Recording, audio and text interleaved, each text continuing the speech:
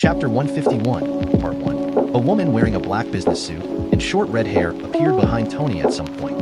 Her right hand seemed to be gently resting on Tony's shoulder, but only Tony, the person involved, knew exactly how much power the other party exerted on her. Tony looked at the other person in pain, but was unwilling to give up the document he had finally obtained. When the other party saw this, he no longer maintained the false politeness with Tony and directly grabbed him, pressed Tony's shoulders, and pinned him to the table. Immediately afterwards, the man took out a pair of handcuffs from nowhere and cuffed Tony's hands behind his back with a very clean movement. At this time, other customers in the bar also noticed the situation on Tony's side. Upon seeing this, a police officer from a small town immediately came over to ask about the situation. Tony took advantage of this moment, when the strange woman's attention was not on him, and lightly kicked the document that had just fallen to the ground under the bar of the bar. But what happened next made all the customers in the bar who were still intoxicated by alcohol wake up one after another. I saw that the whole body of the red-haired woman suddenly emitted a dangerous red light, and then in the eyes of everyone in shock, her arm was like a sharp spear, directly penetrating the police officer's strong body. Huge body. Everyone who witnessed such a terrifying scene, no matter how confused they were, at the moment, driven by survival instinct, began to rush out with all their strength. But Tony, who also saw all this, had a completely different reaction from others, because the situation shown in this short-haired woman is really similar to what he found himself before. Did the other party also sign a contract with Loki or other gods? Or is this terrorist named Mandarin mastered some method that can grant mortals super abilities in batches? Tony, who was trapped in his own thoughts, did not realize that the abnormal situation that had happened to him before was quietly appearing again. When Tony reacted, he only felt an extremely hot power burst out of his body that he couldn't suppress. Severe pain occupied Tony's entire brain in an instant, causing him to completely lose consciousness. However, the short-haired woman standing in front of him clearly saw the changes that had taken place in Tony. At first, when she saw Tony's whole body began to glow red and his body temperature also rose sharply, she thought Tony was an experimenter who had been injected with extremists like her. I was still muttering in my mind.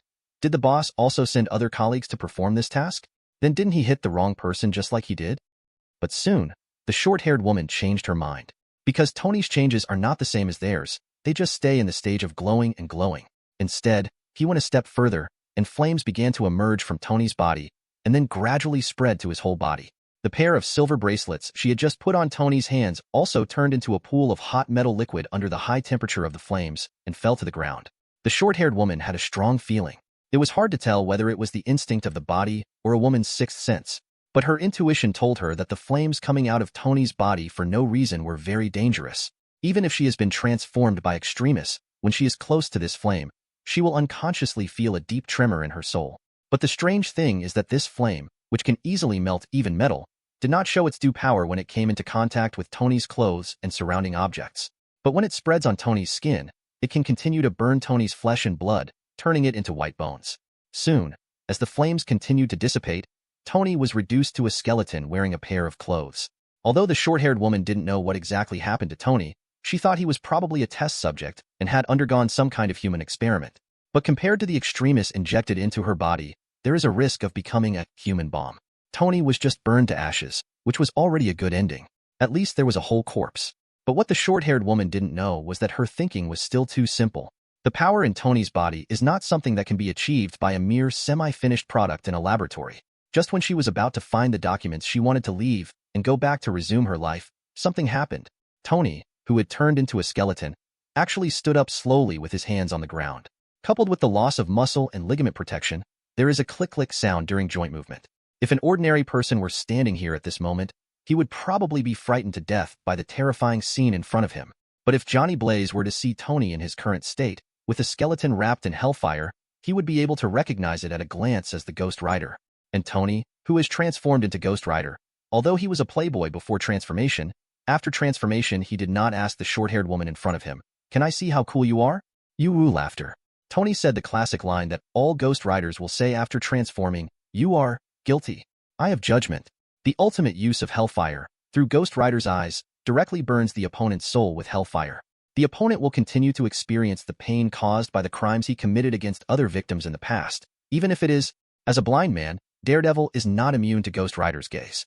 And it was obvious that the short-haired woman in front of Tony, who had just penetrated a brave small-town police officer with her arm, could not be a kind person. Under the gaze of the Ghost Rider eye of judgment, the short-haired woman could only stand there blankly, letting her soul accept the punishment of hellfire. The final result was as expected. The short-haired woman's soul was completely burned by the fire of hell. It can be seen that the police officer she killed before was definitely not the first life to die in her hands. The crime she committed was so serious that it was heinous. Chapter 152, Part 1. The villain who was executed by the Eye of Judgment showed no trace of scars on the outside, but in fact her soul had already been burned away by the fire of hell. And when a body loses control of its soul, there are only two possible outcomes it faces. One is to completely lose the ability to move and become an empty shell. This is actually a better result. Most bad guys will become like this after being punished by Ghost Rider. But there are definitely surprises, and that is the second possibility.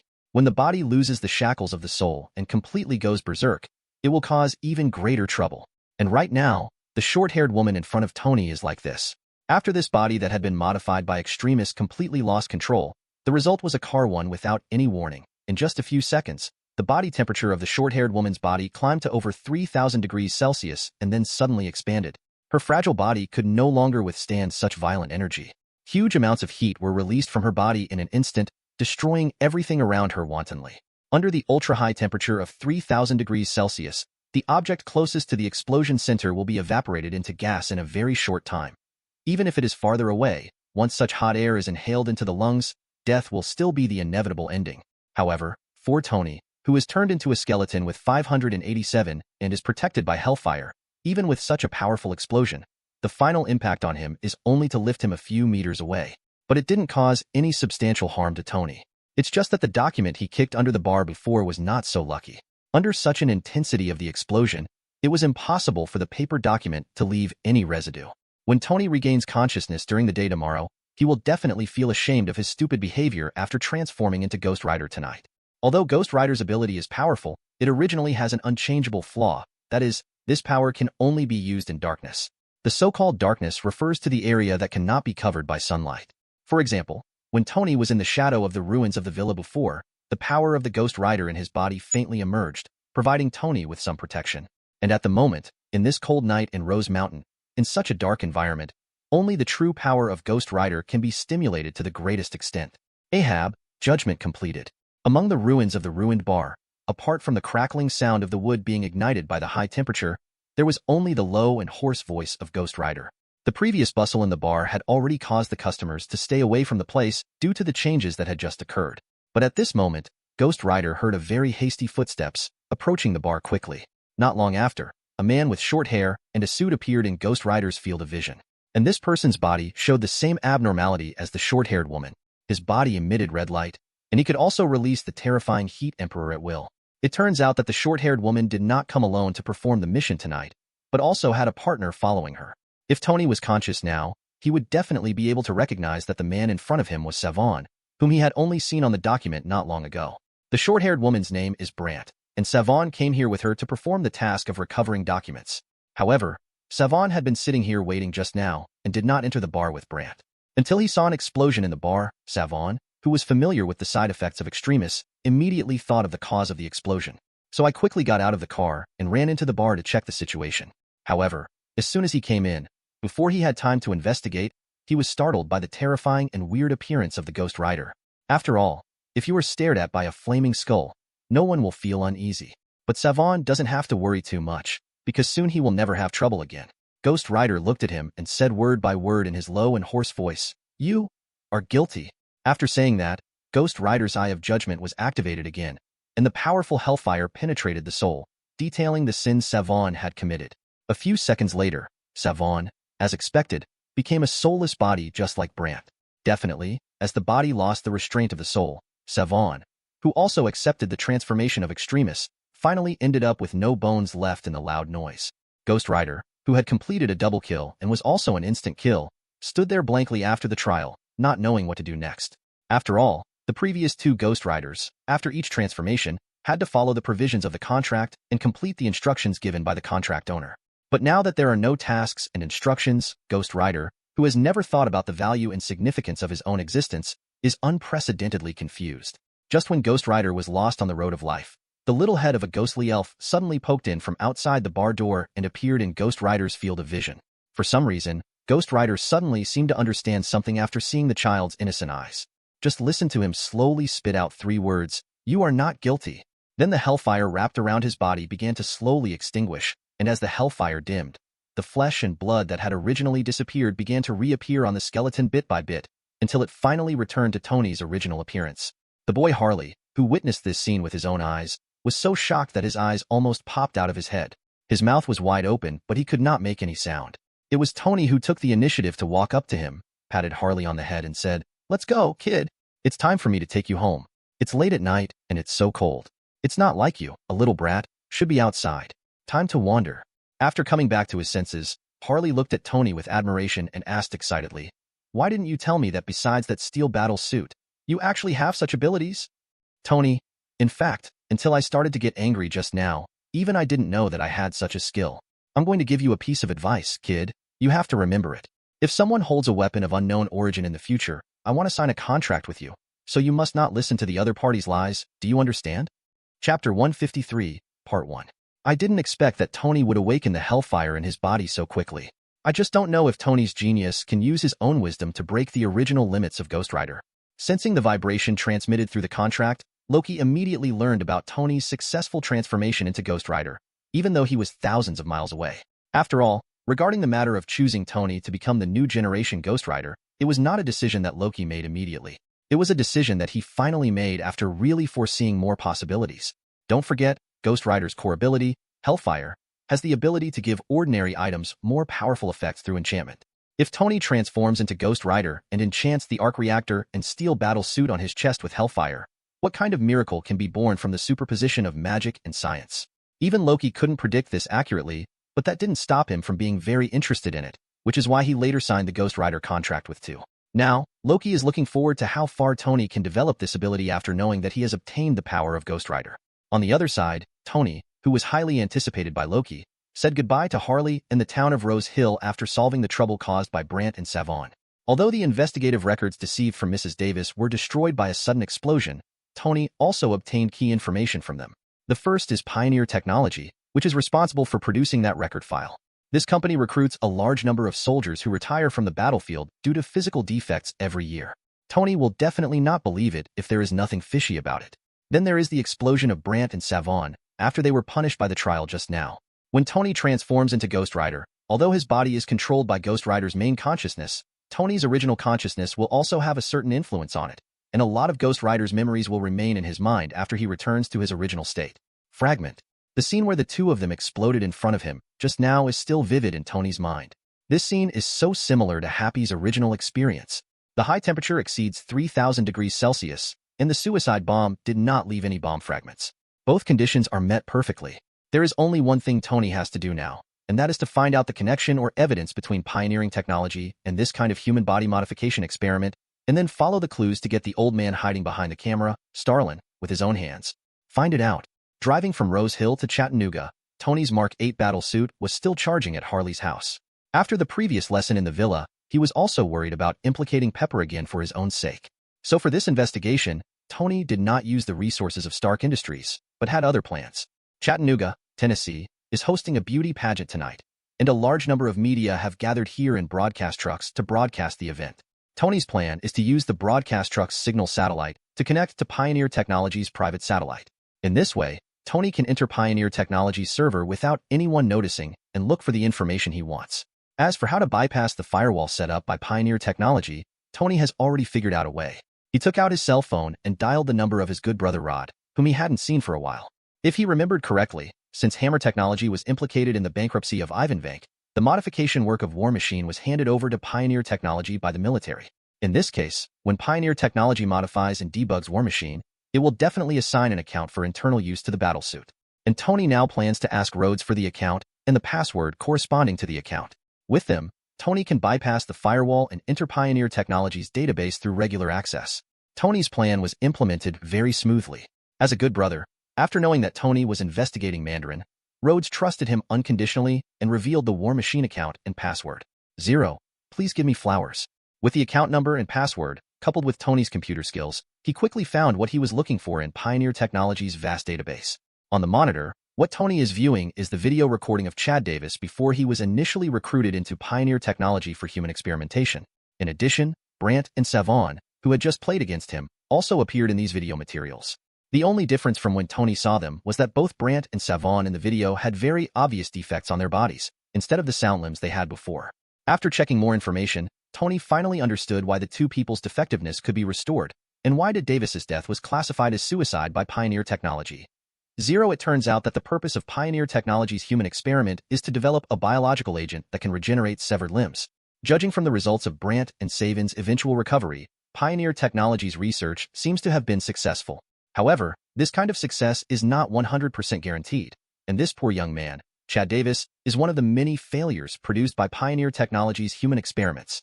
The so-called failures are those experimental subjects that exploded early due to side effects during the experiment. Or even though the defective body has been restored, this biological agent is addictive. If you are unable to restrain your desires, you will eventually self-destruct due to the inability to suppress the side effects of biological agents. However, even if it is a failure, it was produced by Pioneer Technology after spending a lot of money and resources. As CEO, Aldrich Killian will naturally not let the money he spent go in vain. Therefore, Tony guessed that in order to recover the high cost of human experimentation, Mandarin was targeted by Killian and used these failed products as a weapon and sold them to Mandarin, the leader of the terrorists. Chapter 154, Part 1. After confirming that Pioneer Technology was secretly cooperating with Mandarin, Tony immediately contacted JRVIS. Let it be responsible for investigating all communication networks of Pioneer Technology to see if Mandarin's previous live TV broadcasts were realized through Pioneer Technology. Use the mains power supply at Harley's home to charge the Mark 42 battlesuit. Naturally, it cannot be fully charged so quickly. However, it is still sufficient for the normal activities of JRVIS. With the help of JRVIS, Tony quickly located Mandarin's location. What he didn't expect was that Mandarin was not located in the Middle East like other terrorists as he thought, but was actually located in Miami, Florida, in the United States. This is simply a slap in the face of those guys in the Ministry of National Defense. They are so arrogantly doing 320 things under your nose, but no one has noticed it. Even Tony felt unbelievable when he heard JRVIS give this answer for the first time. He also thought that there was a problem with JRVIS's language system, so he said it wrong. But after he asked Harley beside him to confirm again and again that the location marked on the map was indeed Miami, Florida, Tony had to accept this fact. There was no other way. Since this was the case, Tony had no choice but to accept it. But now that the Mark 42 has not been fully charged, how can Tony alone deal with a group of vicious terrorists? Recalling the time when he transformed into Ghost Rider and instantly killed two thugs from Pioneer Technology who had undergone human body modification, Tony suddenly felt hopeful again. Fortunately, I exchanged phone numbers with Loki on the space carrier before, otherwise I wouldn't know how to contact him now. Tony dialed Loki's phone number, and soon Loki's voice came from the receiver. Good evening, eldest nephew. Is there something urgent that calls me so late? Loki asked calmly on the other end of the phone. Regarding his attitude, Tony gritted his teeth. Stop playing with me, Uncle Luigi. Uncle, I was just tricked by you into signing that mysterious contract some time ago. Don't you know why I called you so late at night? Loki, oh, so that's why you did it. Then you should have told me earlier. How would I know if you didn't tell me? I will definitely tell you if you tell me. Stop talking nonsense and tell me what's going on. Tony interrupted eagerly. Well, young people nowadays really have no patience at all. Let me tell you briefly, that contract allows you to obtain Ghost Rider's power tomb. As long as you concentrate and imagine that you can control the hellfire in your body, you can transform according to your own wishes. As for how far Ghost Rider's power can be exerted, it's up to you to discover it yourself. One last thing to remind you, Ghost Rider's power can only be exerted in darkness. Remember, this is very important. After speaking, Loki hung up the phone without waiting for Tony to say anything. Although the answer given by Loki was not very detailed, at least it was better to tell Tony the most critical part of the information than to explore it on his own with a blind eye. Even if I set out now, it will be at least noon by the time I arrive at Mandarin's hometown in Miami. But Ghost Rider's power can only be unleashed in the dark, which means I can only rely on myself. In fact, for Tony, the safer and safer way would be to wait until night falls, or the Mark 42 is fully charged before taking action. But Tony will not underestimate any enemy, even if he thinks that he did not leave any trace when he invaded the Pioneer Technology database. But if the enemy really discovers any traces of the cobweb horse, wouldn't it just alert the enemy? Once there is any disturbance, Mandarin will definitely escape as soon as possible. And once Mandarin successfully escaped this time, Tony knew very well that it would be more difficult to find the other party's whereabouts next time. So Tony had to take this risk. But before that, he still needs to make some preparations. Although without the steel battlesuit, the newly obtained super ability is unreliable, but don't forget, he is Tony Stark, a guy who can rub the arc reactor and Mark 1 battlesuit in the cave. When Tony was making a big purchase in the supermarket, on the other side of the Earth, at the moment the sun was shining. Colonel Rhodes received information from the Blue Zero support team. They discovered a suspicious location suspected of being Mandarin's hiding place in a desert somewhere in the Middle East. It was also Mandarin's hiding place. The location that Tony found was in Miami, Florida, in the United States, but the location investigated by the Department of Defense was in the Middle East, hundreds of thousands of miles away. Either the investigation results of both parties were wrong, or one of the two must have received wrong information. But this time, unfortunately, the one who made the mistake among the two was Colonel Rhodes. Blue Zero support team. Unless Mandarin wants to use forced labor and then use sportswear to attack the United States, otherwise I will think you have messed up the mission. When Rhodes, wearing a War Machine battlesuit, rushed into the room and shouted the order, "Don't move," he realized that except for the female worker who was operating the sewing machine, there was no Mandarin in the room. Shadow. And after scanning, it was confirmed that none of these female workers were carrying weapons. However, although this is not Mandarin's home base, Rhodes' appearance here today and rescuing so many female workers from forced labor can be regarded as a meritorious deed. 2.5 But just when Rhodes was proud of this, he didn't know that sometimes a person's danger level could not be judged by whether he was carrying weapons or not. He also didn't notice that from the moment he entered the room, there was a female worker standing at the end, neither participating in any labor nor showing too much excitement about Rhodes' rescue. And just after everyone else thanked Rhodes and escaped from the house, the female worker who had always seemed out of place finally revealed her long-hidden fangs. I got the battlesuit serial number mixed up earlier. The prodigal son is Mark 42. As long as everyone knows it, I'm too lazy to change it. Chapter 155, Part 1. Boss, War Machine has been controlled by me. In the room, the female worker who was left behind just now has unveiled her veil and is holding a satellite phone to report on her duties. Judging from her appearance, there is no trace of Middle Eastern characteristics, not to mention that she just overturned the heavily armed War Machine to the ground with her bare hands. Colonel Rhodes thought he had seen a lot by following Tony, but he had never met such a hot woman. The other party just stretched out his hand and gave him a gentle shake, but his battlesuit actually shut down due to excessive temperature. But Rhodes could only be trapped in the heavy battlesuit, unable to move, and watched helplessly as the opponent loaded him onto the transport plane like a piece of cargo. Until at the moment, Rhodes didn't know that everything he encountered at this moment was actually ordered by the Mandarin he was tracking. On the other side, Tony, who currently has no battlesuit to rely on, can only give full play to his hands-on ability. Relying on his excellent knowledge accumulation, Tony used daily necessities purchased from the supermarket to create one deadly weapon after another. It wasn't until everything was ready that Tony resumed driving the vehicle in the direction of Miami. According to the investigation results transmitted by JRVIS, Mandarin's hiding place is located in an abandoned manor mansion on the outskirts of the city. Tony drove to a place nearly 1 kilometer away from his destination, took all his homemade weapons, and slowly approached the outskirts of the manor on foot. On a big tree near the manor wall, Tony took out the prepared telescope and began to observe the situation inside the manor. There are not many security forces patrolling the manor, but Tony estimates that there should be more guards inside the building. Such careful patrol arrangements made Tony even more certain that this abandoned manor was definitely Mandarin's lair. So after planning the next action plan in his mind, Tony started his infiltration. It has to be said that Tony has designed weapons before. Even if he only uses daily necessities purchased from the supermarket, the weapons he creates cannot be underestimated.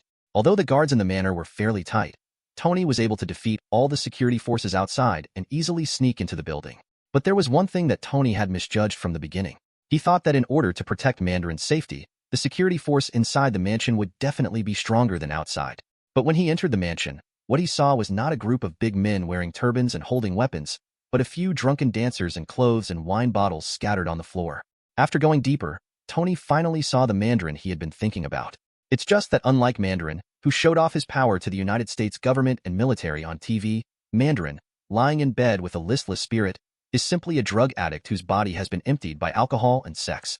After some more questioning, Tony realized that he had been wrong from the beginning. The real man behind the scenes is not Mandarin at all, but Aldrich Killian, the boss of Pioneer Technology. This so-called Mandarin is just a frustrated actor, a puppet pushed out by Killian to attract hatred. After learning this, Tony finally figured out why the security settings in this manor were so strange, because those guards were not used to protect Mandarin at all, but to guard Mandarin and prevent him from leaving here.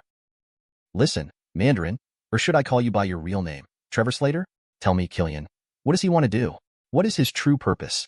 Slater, who had always been timid when faced with Tony's questioning, was unexpectedly tough this time. What? Do you think I don't dare to shoot? Tony threatened. Slater shook his head. No, I just think you have no chance to shoot. As soon as Slater finished speaking, Tony reacted and quickly turned around and launched an attack. It turned out that when Tony turned all his attention to Slater, Killian's men were approaching behind him without knowing it.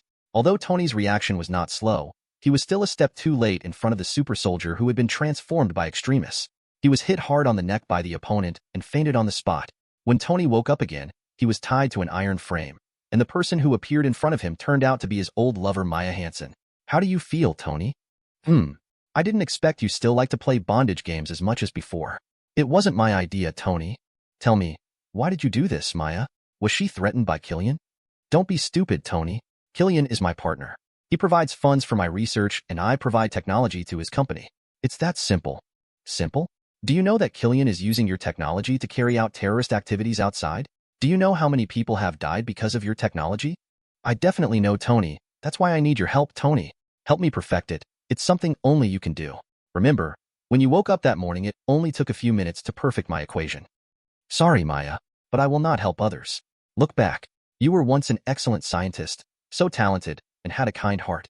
If you still have any conscience as a scientist, it is still too late to look back. Let me go and I will take you out of here. As the absolute protagonist in the Marvel Universe, it is obvious that Tony, like the protagonist in other worlds, has top-notch talkability that can be called mouth escape. After his conversation, Maya Hansen had obviously begun to waver. But before Maya could make up her mind, the appearance of a voice instantly made Tony's newly hopeful heart fall to the bottom again. Tony Stark, I'm afraid you can't bring anything in from my territory today. Aldrich Killian, the mastermind behind all this, finally stood in front of Tony in his own identity. Are you still angry about Byrne? Tony asked. In fact, today is not the first time the two met. At the 1999 Scientist Conference, Killian handed his business card to Tony, who was in the limelight at the time, and was fooled by Tony into waiting on the rooftop. Tony one night. It's just that Tony and Maya were having a fierce fight on the bed at that time. With Tony's Playboy character at that time, how could he spend time with a grown man like Killian? How could I be angry with you, Tony?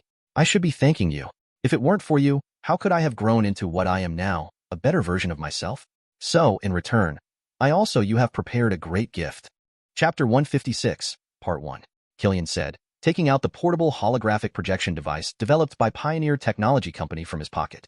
The holographic projection device quickly projected a lifelike figure under Killian's remote control, and the figure in the projection was none other than Tony's beloved, Xiaopotz. In the projection, Pepper is being restrained by a machine and unable to move. But Tony could clearly see the faint red light emanating from her body. After watching so many experimental videos in the Pioneer Technology database, Tony knew very well that this was how Pepper behaved after being injected with extremists. This is a live broadcast. I don't know if you know it, but now whether she will die or evolve into a more perfect life form is all decided by her own body. I have been through this before. When extremis is injected into the body, the feeling is like magma flowing through the blood vessels. It is really not a pain that ordinary people can bear. Many soldiers who came off the battlefield never shed a tear when they were seriously injured, but they cried like hell when they were subjected to human experiments. If Pepper couldn't hold on and gave up, then I have to say that the explosion scene was still very spectacular. Listening to Killian's words that were like a devil's whisper, Tony couldn't bear to look at the projected live broadcast of Pepper suffering tremendous pain. This was perhaps the saddest moment Tony had felt in a long time since Dr. Ethan died in front of him. But at this moment, Maya spoke up to stop Killian's subsequent development. Stop it, Killian. Let him go. Maya took out a syringe from nowhere and pointed it at her carotid artery.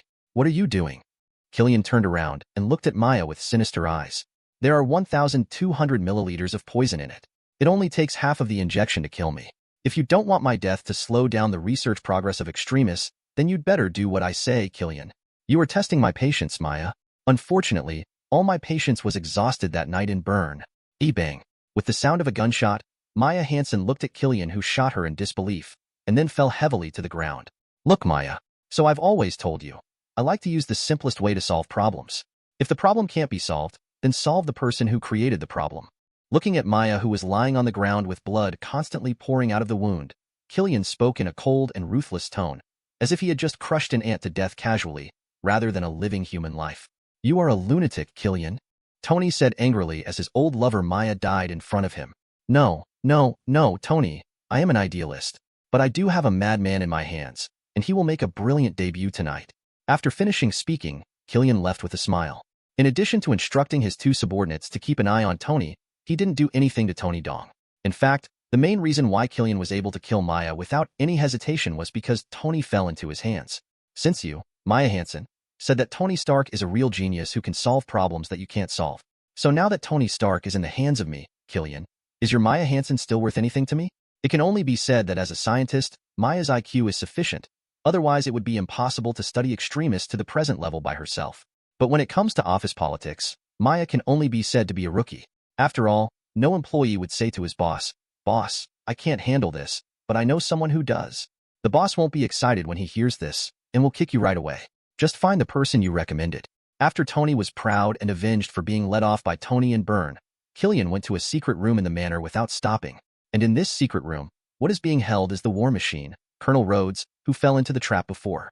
Around War Machine, there were 3 or 4 people holding angle grinders and chainsaws and gesticulating on the battlesuit. But no matter how hard they tried, they still couldn't find any holes in the battlesuit. However, although this group of Killian's men and the War Machine were helpless, Colonel Rhodes, who was in the battlesuit, was also helpless at this moment. After all, when the Ministry of National Defense sent the War Machine to pioneer technology for modification and upgrade, it never expected that the other party would be working with terrorists. Now that the battlesuit system has been hacked by the opponent, Colonel Rhodes is also very embarrassed.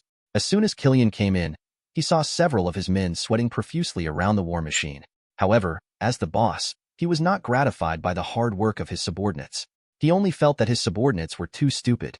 Zhao, since the cutting method doesn't work, why don't you try another method? Just stick to one method and stick to it.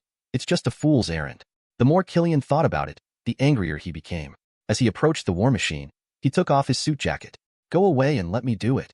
Killian pushed away the men surrounding him, then stretched out his hands and placed them on the armor on the belly of the War Machine, and began to heat it directly. Since Rhodes was unwilling to take the initiative to open the battlesuit inside, Killian forced him to open the battlesuit. He wanted to see if Rhodes was really that perseverant and could persevere at temperatures exceeding 3,000 degrees Celsius. Chapter 157, Part 1. Facts have proved that Colonel Rhodes, a soldier of the United States, did not have the spirit and perseverance of the PLA to endure severe pain for the motherland without saying a word until he died. Killian finally succeeded in getting what he wanted, War Machine's battlesuit. On the other side, Tony didn't know that his friend at the moment was tied to this manor just like him. Since Killian had no intention of doing anything to him, Tony didn't intend to cause any trouble. Because he is waiting for an opportunity to fight back. Whether he is waiting for the Mark 42 battlesuit to finish charging, or waiting for the Golden Crow to fall into darkness, as long as he can ensure his safety before then, Tony is confident that he can reverse the disadvantage and turn defeat into victory. Just as Tony was thinking about this matter, an electronic sound suddenly sounded in the room. Beep, beep, beep, beep, beep, beep, beep, beep. The 2 guards listened to the sound and quickly identified the source of the sound. It was an electronic watch that had been taken off Tony before. It was also a Dora the Adventure's co-branded watch. It can be said to be an extremely precious watch. Speaking of this watch, Tony borrowed it from Harley. After all, he didn't expect that he would be sent to Tennessee by JRVIS as soon as Awakening came, and he failed to make any preparations in advance. In order to confirm the time more conveniently, Tony borrowed this Dora co-branded electronic watch from Harley's 383 sister's favorite. The beep beep beep sound that just sounded was actually the sound of the alarm clock set by Tony on this watch. When the alarm clock rings, it also means that the Mark 42 battlesuit has finally returned to full power after nearly 2 days of charging. The opportunity Tony has been waiting for has arrived. "Hey you, I'm talking about you. Please be careful, that watch is a limited edition." Tony suddenly spoke to one of Killian's men. After saying that, he looked at another man with a ponytail and said, "And you, Ponytail, do you know how far it is from Tennessee to Miami?" 832 miles. To Tony's surprise, the other party answered very confidently and quickly. "I didn't expect you to be quite good at geography." Tony praised someone with rare praise, but if you don't want your companion to suffer too much later, then I suggest you let him put that watch down. But what's even more surprising is that the strong man who had no intention of doing anything to the watch, after hearing Tony's words, seemed to want to provoke Tony. While looking at Tony, he threw the electronic watch in his hand to the ground. Then he was crushed by a foot. Looking at the other party's action, Tony raised his eyebrows. "Well, since you are seeking death like this, I'm sorry that I have to kill you first." Faced with Tony's words, the strong man just shrugged indifferently, and then continued to ask provocatively, "Come on, let me see how you are going to kill me like this, ha ha ha ha." Tony shook his head. "Don't worry, it's a distance of 832 miles, give it some time." "Who?" the ponytail guard asked with a puzzled look on his face. "Prodigal son." The ponytail guard thought Tony was driven crazy by his current situation, and said to his accomplices on the side, "Hey, why do you think we got into trouble with such a guy?" As soon as he finished speaking, a clang was heard, and a black shadow suddenly broke through the glass from outside the house and rushed in. Before the man with the ponytail had time to see clearly what it was, he felt a strong wind approaching, and then he was hit hard on the back of the head by the unknown object. The strong man next to the ponytail, whom Tony vowed to kill first, was able to see clearly the true face of this unidentified flight object. It's just that he didn't feel any happy emotions because his curiosity was satisfied, or he didn't have time to generate any emotions at all. The black shadow falling from the sky flew towards Tony accurately, then attached to his right hand, and instantly assembled into a palm cannon. Immediately afterwards, he heard a bang, and the strong man felt that his eyes were bright at first, then black, and finally he lost consciousness completely, hit the ground heavily. When the man with the ponytail came to his senses after being hit on the back of the head, it was too late to beg for mercy. Tony, Ahab, snatched the gun from his hand, and then hit the ponytail with a powerful Vajra palm on the floor. However, Tony's crisis did not end there. The sound of him fighting with the two men quickly attracted more guards, and each of these guards held firearms in their hands. However, except for the right-hand gauntlet of the Mark 42, which had just arrived on the battlefield, and the pistol that was taken from Ponytail, Tony now has no other weapons available. No, just a second ago, Tony added a new left leg armor. It seems that other parts of the Mark 42 are still on the way, and the armor on the right hand and left foot alone obviously cannot provide enough protection for Tony. But the reason why Tony can become Iron Man is not because he wears a steel battle suit, but because he is Tony Stark. Although there were only 2 pieces of armor, Tony relied on his wisdom to make great use of these 2 pieces of equipment. The first is mobility, which is most important when fighting against many. With the right-hand armor and left leg armor, Tony barely gained the advantage of air superiority. At the same time, with flexible use, the sudden acceleration and steering allow Tony to move around under the siege of many people, effectively completing evasion and launching fatal counterattacks. The second is naturally the firepower support brought by the palm cannon. After all, if you only have a pistol, no matter how accurate your marksmanship is, unless you reach the level of bullet bending in the Assassin's League, facing so many enemies, the bullets will not be enough use. But it's different with the palm cannon. This thing has just been fully charged. Although flying over a distance of 832 miles may consume some energy, in terms of battery life, it is much better than a pistol. After Tony eliminated all the guards, the other parts of the Mark 42 battlesuit finally arrived and were completely reassembled. But at this time, Killian had gotten what he wanted and left in a helicopter with his other men. Seeing the war machine streaking across the sky, Tony was confused and was about to catch up, but JRVIS told him, "Sorry sir, the remaining energy of the battlesuit cannot support continued flight." "Well, it seems that I made a failed work this time," Tony complained helplessly. Fortunately, after a while, Tony saw Rhodes fighting with a group of guards outside the manor. This also let him know that the person in War Machine just now was not his good brother Rhodes. But this is not good news, but bad news. This means Killian takes control of War Machine. And now, Tony must figure out what exactly Killian wants to do. Why does he want to take away the War Machine? Who is the madman he mentioned before that will appear tonight? To get this answer, it seems that he has to meet his old friend. Chapter 158, Part 1. Trevor Slater, at the moment, was looking at the 2 men in front of him with a flattering look, because once he made them unhappy, Slater's life might be in the hands of these 2 men at any time. Superior. And the 2 men who control Slater's fate are none other than Tony and Rhodes, who have just completed the rendezvous. Okay, big star. Now, tell me, where did Killian take Pepper? What conspiracy is he planning? Facing the Mark 42's palm cannon and the firearm in Colonel Rhodes' hand, Slater naturally did not dare to refuse to answer Tony's question. Well, I don't know who Pepper is, but I know what his plan is. What port was Killian in tonight? Well, I forgot about this dash. Anyway, there is a big ship there. He mentioned that he would conduct a live broadcast again, and this matter seems to be related to the vice president. As for the other things, I don't know, and he won't tell me. I am on the sidelines. Overheard. After listening to Slater's unclear explanation, although the 2 of them still had no way of knowing what Killian's real plan was, they still got some key information from it, such as, Vice President. I think we should contact the Vice President now. What do you think, Rod? I agree, Tony. It was not unusual for Tony and Rhodes to obtain the Vice President's personal phone number. However, neither of them realized that sometimes defective and incomplete information can be more misleading than when there is no clue. Although Killian mentioned the Vice President, this does not mean that the Vice President will be his next target. In fact, on the contrary, Killian should be the person who most hopes that the Vice President's safety will be guaranteed. Because he had reached a private deal with the Vice President, the 2 were already partners. Killian will use extremists to help the Vice President's daughter with leg disabilities recover. And what the Vice President has to do is wait for Killian to get rid of the President and become Killian's puppet in the government. In this way, the phone call between Tony and Rhodes not only had no effect, but also reminded the enemy that they had begun to investigate all this. Although the original purpose of the call was not achieved, Tony and Rhodes still received important news from the vice president, that is, War Machine, as the president's personal bodyguard, boarded Air Force One with the president. Presidential plane. In this way, the answer to why Killian wanted to take away the War Machine is readily apparent. Killian wanted to follow the Trojan horse story, send his men to the president, and then get rid of the president. Tony, although I don't really want to say this, but now we have to choose one between Mr. President and Miss Pepper to give priority to rescue. Tony nodded and said seriously to Rhodes, "Don't worry, Rhodes. I know how to choose. By the way, do you know why my battle suit is numbered 42? Colonel Rhodes shook his head, wondering what Tony's intention was in asking him this question. The reason why this battle suit is named after Mark 42 is not because this is the 42nd steel battle suit I have developed, but because this is the 42nd battle suit project that I have designed and approved.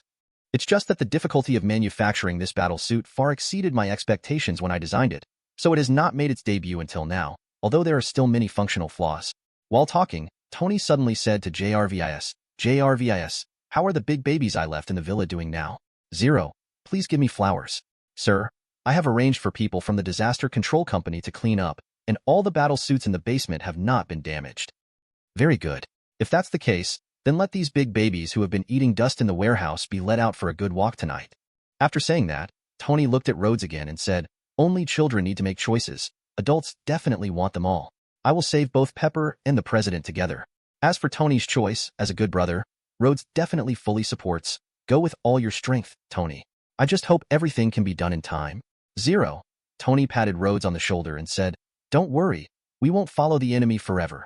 JRVIS, I asked you to hack into military satellites to investigate where Killian's helicopter went when they left. Is there any news now?" "Their location has been found, sir. They landed at the dock of the Rox Oil Company, and according to satellite images, Miss Pepper was also taken there." Tony nodded and said excitedly, "Very good. Now, it's our turn to give each other a little technological shock. JRVS, it's party time. Big family gathering, sir." "That's right." At the same time as Tony gave the order, most of the ruins had been cleared by the disaster control company on the Stark Manor. The armor that Tony had designed and manufactured over the years and stored in the underground warehouse, at the moment, was just like his mother. Pigs wearing bras usually fly into the sky one after another. Chapter 159, Part 1. On Air Force One, which is the presidential plane of the United States, at the moment there is no trace of the president. Instead, the woman who had previously ambushed Colonel Rhodes and captured him together with the War Machine battlesuit was in the empty air. It is particularly conspicuous in the special plane.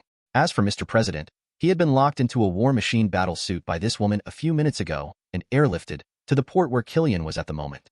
Although Iron Man, who arrived a little late, was unable to save the president, fortunately, he was able to save the 13 surviving crew members on the special plane in time. "What should we do now?" Rhodes asked, looking at Tony, who was remotely controlling the Mark 42 battlesuit. Tony shook his head helplessly. "There is no other way. Now that Pepper and the president are in their hands, we can only fight Killian and the 790 gang at the port. Just the two of us with mortal bodies? When will your battlesuit come back?" "We can't wait until that time, Rhodes. We have to leave now, but don't worry. We will find all the helpers for tonight's operation. And let me tell you a secret. Whenever night falls, my anger is very high. Exuberant. Then I'm looking forward to making a big fuss when you lose your temper." Rhodes responded with a smile. At the moment, he didn't understand that the anger in Tony's words was not what he imagined. At the port of Locke's Petroleum Company, it was completely dark at the moment, but the entire port was bustling with lights. Tony and Rhodes had just sneaked in when they saw Mr. President being hung high by two gantry cranes. "Tony, they hung the president on top of the gas tank. It was a bit like a Viking funeral, where they planned to publicly execute the president and burn him with gasoline." "Okay, Tony, you still have a lot of knowledge in your head, but now is not the time to show off. Where are your helpers? Now it's their turn to show up." "Don't worry, Rod, let them fly for a while." "Can JRVIS be able to locate Pepper's location?" "Sir, I have found Miss Pepper." "Very good, JRVIS." After saying that, Tony raised his head towards Rhodes, and then said, "Look, our helper is here," looking in the direction of Tony's line of sight. Rhodes immediately saw small dots of fire, approaching rapidly towards their location. "Is this our helper?" Rhodes asked in disbelief. "That's right. All. Looking at the Mark series steel battle suits neatly arranged in a row in the sky, and the number is still increasing, Rhodes' eyes are full of excitement. "Give me one, Tony. I really want to put on a battle suit and fight." "Sorry, brother, but they are all tailor-made, but I can let them give you a ride. It's up to you to rescue the president. I'm going to get Pepper out." JRVIS. Lock all extremist modifications. Conduct a devastating blow to the person's heat source signal. As you wish, Doctor. Following Tony's order, the battle suits carefully designed and built by Tony, and under the control of JRVIS, began to show their amazing destructive power. In the port, the sounds of various metal collisions and explosions are endless. At the same time, the battle suit that Tony arranged for Rhodes also stood in front of Rhodes, then put his hands around Rhodes' armpits and hugged him whole body. Tony, don't tell me this is how you sent me up. Don't worry, I will let JRVIS pay attention to safety. Moreover, they have always been angry at me and constantly provoked me. Now, it's my turn to get angry. As soon as he finished speaking, Rhodes saw a horrifying scene that he had never seen before in his life. Flames suddenly appeared from everywhere on Tony's body, and in just a few seconds, Tony was burned into a pile of bones. Rhodes, who witnessed all this happening, couldn't even tell whether his mood at the moment was more grief at losing a close friend or fear after receiving a fright. What made Rhodes even more frightened was that Tony's remains in front of him actually spoke to him. How are you, Rhodes? Is my new look good?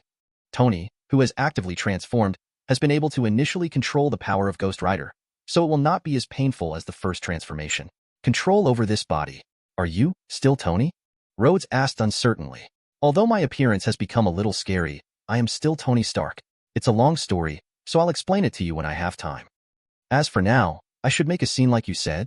After saying that, Tony, who had transformed into Ghost Rider, opened his arms, and a steel battle suit immediately possessed Tony's body. But the next second, wisps of hellfire flames emerged from the inside through the gaps in the battle suit, and gradually began to cover the entire battle suit. As the fire of hell entangled him, Tony's battle suit also slowly underwent some changes. The first was the color of the battle suit, which changed from the original eye-catching red and gold color to a darker and low-key silver and black color. At the same time, the design of the battle suit's head mask changed from a shape close to a human face to a pattern similar to a skull. JRVIS, take me to Pepper. Although the voice became deeper and the 2.3 eyeballs capable of human eye recognition were gone, under the enchantment of Hellfire, JRVIS still carried out Tony's instructions. Looking at Tony, who had already soared into the sky, Rhodes finally recovered from the shock and said, "It seems that someone is going to be unlucky, but now is not the time to worry about others. My task here is not easy either. I haven't asked my battle suit brother, do you have a name? Please hold on to me, Mr. Rhodes. We're about to take off." This battle suit seems to have a lot of character, and I don't want to pay much attention to Colonel Rhodes. After saying that, it held Rhodes in its arms and flew directly towards the gantry crane where the president was hoisted. Chapter 160, Part 1. Waste, waste, waste, it's such a waste. At the moment, the chaotic port was filled with flames and flying debris caused by the explosion. The stacks of containers stacked around are also shaky and may fall down at any time. But even in such a dangerous environment, there was a person walking leisurely among the explosions, as if he was not on the battlefield, but walking in an amusement park. Whenever he passed a battlefield between a steel battle suit and an extremist transformer, he would wave his hand and release a blast of freezing air, sealing the extremist transformer in ice crystals, and then lock him into the mirror space. At this point, the identity of this mysterious man is self-evident. It was Loki who had signed a contract with Tony before and gave the Ghost Rider's testicles to the temple. The purpose of Loki's visit today is also very simple. That is, Killian spent so much effort to create the extremist transformer. It would be a waste if Tony's battle suit were to eliminate them all at once. These people are all going to die anyway, so why not let Loki use them again before they die? 07 So after Loki sensed that Tony had transformed into Ghost Rider again, he guessed that this was because the war between Tony and Killian had started. And Loki also quickly used Flying Thor to teleport to the place where the two sides were fighting. Loki has only one purpose here, and that is to collect those extremist reformers who have not been killed by the steel battle suit, and then use the ability stripping method used by the Doctor and Loki himself to remove the opponent's quick self. The ability of healing is stripped out and sealed to the item. With Loki's strength, there is no need for such a thing. But there is no guarantee that someone else may need it one day in the future. Besides, even if you don't need this quick self-healing ability, it's still a great gift for your relatives and friends to carry around as a talisman. Under the cover of Flower in the Mirror, Moon in the Water, no one in this place can discover Loki's existence. No one knew that Loki was constantly grabbing his own interests while they were fighting life and death. However, in just a few minutes, Loki had already imprisoned more than 20 extremist reformers in the mirror space, and he estimated that this number was almost enough. Moreover, there were too many steel battle suits on Tony's side. In just a few minutes, most of Killian's men had been almost eliminated. There were only a few scattered ones left, and Loki was too lazy to continue collecting them. So he casually opened the mirror space and disappeared into the battlefield of this port. From beginning to end, No one knew that Loki had ever been here. When Loki left, the war between Tony and Killian also reached a fever pitch. Rhodes has successfully rescued the president from the gantry crane and recovered his war machine battlesuit. However, because he had to escort the president to a safe place, Rhodes was unable to go to Tony's side to support him immediately. But considering Tony's current situation, he doesn't really need Rhodes' support. If Killian is given another chance to come back, I believe he will never inject extremis into Pepper in order to get revenge on Tony. He thought that this kind of torture was the desperation he sent to Tony in order to retaliate against Tony. In the end, he had to swallow the bitter fruit himself. The current situation is that Tony and Pepper, a young couple, directly relied on their tacit understanding and numerical advantage to start a mixed doubles match against Killian. Although Pepper usually dresses like a professional woman, she looks like she has no fighting ability. But perhaps after being transformed by extremis, the violent factor in Pepper's body was also activated in the process. Among the attacks against Killian, it was not Tony who took the most shots, but Pepper. Moreover, Pepper never takes action every time. Once he takes action, he must seize Killian's flaw and then deliver a set of combos. He will never retreat with one blow, leaving Killian with no breathing space. Chance. Anyway, with the fast self-healing ability given by extremis, Pepper doesn't have to worry about Killian's counterattack hitting him. The worst he can do is to exchange injuries for injuries. In a 2-on-1 situation, this is definitely Killian's fault. Not to mention Tony on the other side. With the power of the Ghost Rider combined with the power of the Steel Battlesuit, Tony can be said to have received an epic level of strengthening. Although Tony's shots were not high, after all, Pepper was very angry now. If he didn't let Pepper vent his anger on Killian, he would be the one who would suffer later. But every time Tony takes a shot, it will definitely cause serious damage to Killian. This is due to the enchantment of Hellfire, so that every attack released by Tony can not only cause damage to Killian's body, but also cause damage to his soul. Even though Killian has been transformed by extremis, you can self-heal the physical injuries, but there is really nothing Killian can do about the injuries to his soul. He didn't even understand why the 493 attacks that Tony had hit him had obviously passed through the ability self-healing brought by extremis, but the pain felt like gangrene on the bone and could not be eliminated no matter what. Under the influence of this pain coming from his soul, Killian became increasingly unable to concentrate on dealing with the attacks from Bibho and Pepper. The more this happened, the more intense Killian was attacked by the two men, and he gradually began to fall into a vicious cycle. However, Tony did not intend to gradually accumulate damage in this way, so that Killian would eventually self-destruct and die due to the injury to his soul. Even if Killian dies, he must repent for the crimes he has committed and pay the due price. Look into my eyes. After Pepper once again used a spiral kick, kicking Killian so hard that he could no longer stand up, Tony came to the opponent and opened the door to reveal his true identity as Ghost Rider. But Killian had no time to be surprised. The moment he saw the Ghost Rider Eye of Judgment, his soul began to suffer the burning of the fire of hell, and this was the righteous judgment that the Ghost Rider issued to him. Chapter 161, Part 1. Tony, are you Tony? Pepper asked with some uncertainty, looking at the image of Bones after the mask was opened. It's definitely me, Pepper, the great Tony Stark, Tony said, exiting the Ghost Rider transformation state and returning to his original appearance. This matter is a long story. Let me explain this matter to you, and Rhodes after everything here is settled. Pepper nodded and agreed to Tony's proposal, and then said with some distress, but now that I'm like this, what should I do in the future? I'm afraid that I accidentally hurt you. What should I do? Hearing this, Tony got out of the battle suit with some distress and wanted to give Pepper a hug as a comfort. But when Pepper saw his actions, she couldn't help but take half a step back. Don't come over here, Tony. I will burn you. It's okay, Pepper. Look, you're not as hot as you think, are you? Tony said jokingly, but your sports bra outfit is still pretty good. Why didn't you see it at home? Are you dressed like this? Pepper, who was nestled in Tony's arms, was still a little touched, but it was instantly destroyed by Tony's nonsensical words. Maybe it's because someone in my family only pays attention to his steel battlesuit all day long. No matter how beautifully I dress, I can't attract anyone's attention. Pepper shot back without showing any signs of weakness. Okay, I admit that this is my fault, but I promise I will spend more time with you in the future. As for the extremist that Killian injected you with, I will definitely be able to help you solve it. Don't forget, I calculated the equation of extremis in just a few minutes when I was hungover. To show my sincerity, this is my Christmas gift to you. Merry Christmas, Pepper. As soon as Tony finished speaking, the steel battlesuits created by Tony in the night sky began to self-destruct one after another. The fire caused by the explosion was like a gorgeous firework, lighting up the relationship between the two on this somewhat ups and downs Christmas Eve, and bringing Tony and Pepper's hearts closer together. However, Only a super rich man like Tony would be willing to create such a super firework show worth tens of billions of dollars just to make Pomeranian smile. But having said that, which woman cannot fall in front of such a romantic ability? Just when Tony and Pepper were getting closer and closer, and their lips were about to touch, a voice suddenly appeared, breaking the romantic atmosphere between them. Well done, Tony. I didn't expect you to realize the enchantment ability of Hellfire so quickly. I'm really impressed. Who else but Loki could appear here quietly at this time? However, Loki did not deliberately choose to appear here at such an inopportune time. It was just that after dealing with the extremist Transformers in the mirror space, Loki planned to come out to see what the final result of this battle would be.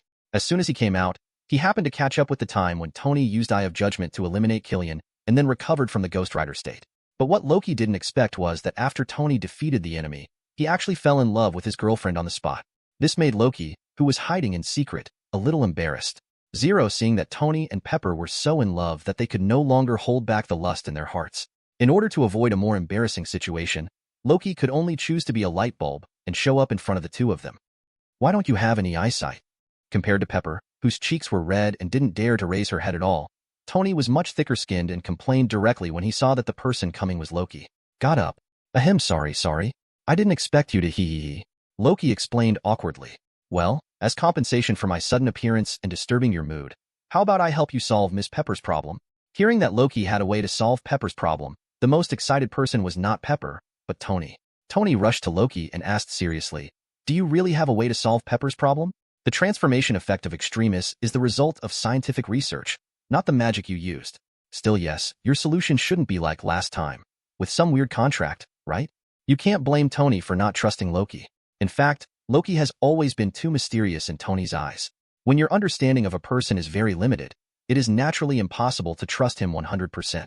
What's more, Loki still has a criminal record with Tony, although to a certain extent, the result is that Tony, who gained the power of Ghost Rider, took advantage. But being kept in the dark is absolutely unacceptable to people like Tony. Regarding Tony's doubts, Loki didn't mean to be angry, but explained very calmly. Actually, the so-called magic is just an area that your science has not yet understood. Besides, the most important thing in solving problems is to see the results. How, as for what means are used to achieve the goal, is it so important? But you can rest assured that my method will have absolutely no side effects, and there won't be any weird contracts, and it can also give your girlfriend a huge benefit. Despite Loki's assurance, Tony still did not agree immediately. Instead, he turned to look at Pepper, meaning to let Pepper choose whether to accept Loki's help. I want to believe Mr. Loki. Mr. Loki is both your elder, Tony, and the hero who saved our planet. Since he said so, there must be no problem, Pepper said without hesitation. Tony also nodded when he heard this. Okay, although this elder is sometimes more out of tune than me, he really does every word he says. Then I'll leave it to you, Uncle Luigi. Although Tony was a little reluctant to call him Uncle, for the sake of Pepper, Tony still made a sacrifice. After Loki heard Tony lower his head and call him Uncle, a smile appeared on his face, which seemed to be very useful. Miss Pepper, relax. The whole process won't cause any pain. You just need to stand quietly and cooperate with me. Loki came to Pepper and said. After saying that, he used the disguise magic to summon two treasures from the king's treasure. One was a necklace made of gold, and the other was a bracelet made of jade. Put it on. Loki handed the two pieces of jewelry to Pepper. Pepper didn't ask any questions after the results, and just followed the two pieces of instructions and put on two pieces of jewelry tongue. Then Loki waved his right hand, and a beam of light flew out of his hand and entered Pepper's body. Pepper could clearly feel a warm current flowing through her body. After this warm current traveled all over her body, it split into two. One of the warm currents flows to the neck of the wearer's gold necklace, and the other warm current flows to the right wrist wearing the jade bracelet. During the whole process, not only did Pepper not feel any pain, but she felt very comfortable. Chapter 162, Part 1. Seeing Loki just wave his hand slightly and then stand there motionless, Tony couldn't help but ask, has it started yet? It's over, Loki said calmly. Hearing Loki's answer, Tony had no doubts. After all, he is a scientist and knows nothing about magic. So he quickly took Pepper's hand and asked with concern, Pepper, how are you feeling now? Pepper did not respond immediately, but after a while, he opened his eyes with a relieved look and said, I feel great now. Although I had gained strong strength due to the injection of Extremis before, this strength is now there is always a feeling in the body that is difficult to control and may lose control at any time. Now that the power hidden in the body has been resolved by Mr. Loki, it's like the shackles on the body have been lifted, and my whole body feels relaxed instantly. Tony smiled with satisfaction when he heard this and said excitedly, That's good, that's good. After saying that, He pointed to the two pieces of jewelry on Pepper, turned to look at Loki and asked, "By the way, these two pieces of jewelry look great on Pepper. Please give me a price, and I'll buy them." Pepper nodded in agreement with Tony's suggestion. The gold necklace and jade bracelet Loki took out really matched her temperament. However, when faced with the request from the wealthy Tony, Loki shook his head and said, "These two things are not worth much in the first place, and the money on the earth is nothing to me, so I will just give it away. That's it for you. But although these two pieces of jewelry are of no use to me, they are a treasure to ordinary people. The reason why I asked Pepper to wear these two pieces of jewelry before casting the spell just now is because I want to put it inside her body. The power of Extremis is sealed into these two pieces of jewelry through magic. The jade bracelet on her hand, after the seal is over, has the ability to quickly self-heal the wearer after being injured. As for the gold necklace around the neck, it seals the ability to release high temperatures brought by Extremis. With these two magic weapons by your side, I believe that you, nephew Tony, will no longer have to worry about Pepper's safety in the future." When Loki explained that the two pieces of jewelry were so magical, Tony was immediately surprised. On the one hand, he was pleasantly surprised that from now on, even when he is not with Pepper, Pepper's safety can be guaranteed. On the other hand, I was surprised that the way Loki used magic could, seal specific powers into artifacts, allowing ordinary people to obtain extraordinary experiences. This was a great inspiration to Tony, because he had just enchanted the steel battle suit with the fire of hell, making the battle suit more powerful. In this case, can he also follow Loki's method and enchant the arc reactor with hellfire, so that he can use the power of Ghost Rider in broad daylight? As soon as this idea appeared, it quickly took root in Tony's mind. He decided that after returning, he must study Ghost Rider's ability and how to integrate this power with the technology he mastered to exert a more powerful effect. In addition, from the time he was kidnapped by the Ten Rings gang until the emergence of Whiplock, the aliens invaded the Earth. Not long after the war, careerists like Killian popped up again. Tony suddenly felt that relying solely on SHIELD or the Avengers would not be able to deal with the crises that emerged one after another. Today's method of turning a group of steel battlesuits into steel soldiers is a good way to solve the manpower problem. But if all iron soldiers were manufactured according to the standards of the Mark series battlesuit, then even Stark Industries' financial resources might not be able to support such expenses. But if Tony's idea of using Hellfire enchantment to give ordinary arc reactor extraordinary power can be realized, then he can build a powerful enough steel army at a very low cost. And this steel army will become an important force in protecting the peace and stability of the Earth in the future. At the moment, Tony still didn't know what kind of trouble this idea in his mind would bring to him and the entire Avengers in the future. Loki didn't know what Tony was thinking, and even if he knew, he wouldn't stop Tony from committing suicide. Because for Loki, these so-called crises are just fun to pass the time. Even if things eventually get to the point where Tony and the Avengers are irreversible, Loki, who has the power of Level God Father, can easily help them solve the matter. After parting ways with Tony, Loki found old friends Howard and Maria whom he hadn't seen for a long time. This couple can also be called a dead couple. Over the years, they have invested their time and energy in a battle of wits with Hydra and S.H.I.E.L.D., and have no time to care about what happened to Tony. If Nick Fury hadn't been helping them keep an eye on Tony's situation, they might not even know about Tony's palladium poisoning. And Loki came to see two old friends this time not only to catch up with them, but also to give them gifts. As the first friend he and Sif made after arriving on Earth, Loki still attaches great importance to Howard and Maria. It's just that the two of them are mortals. Although their bodies are still strong thanks to some of the biotechnology developed by Howard, they still cannot violate the laws of birth, aging, illness, and death. Originally, Loki had long looked away from this.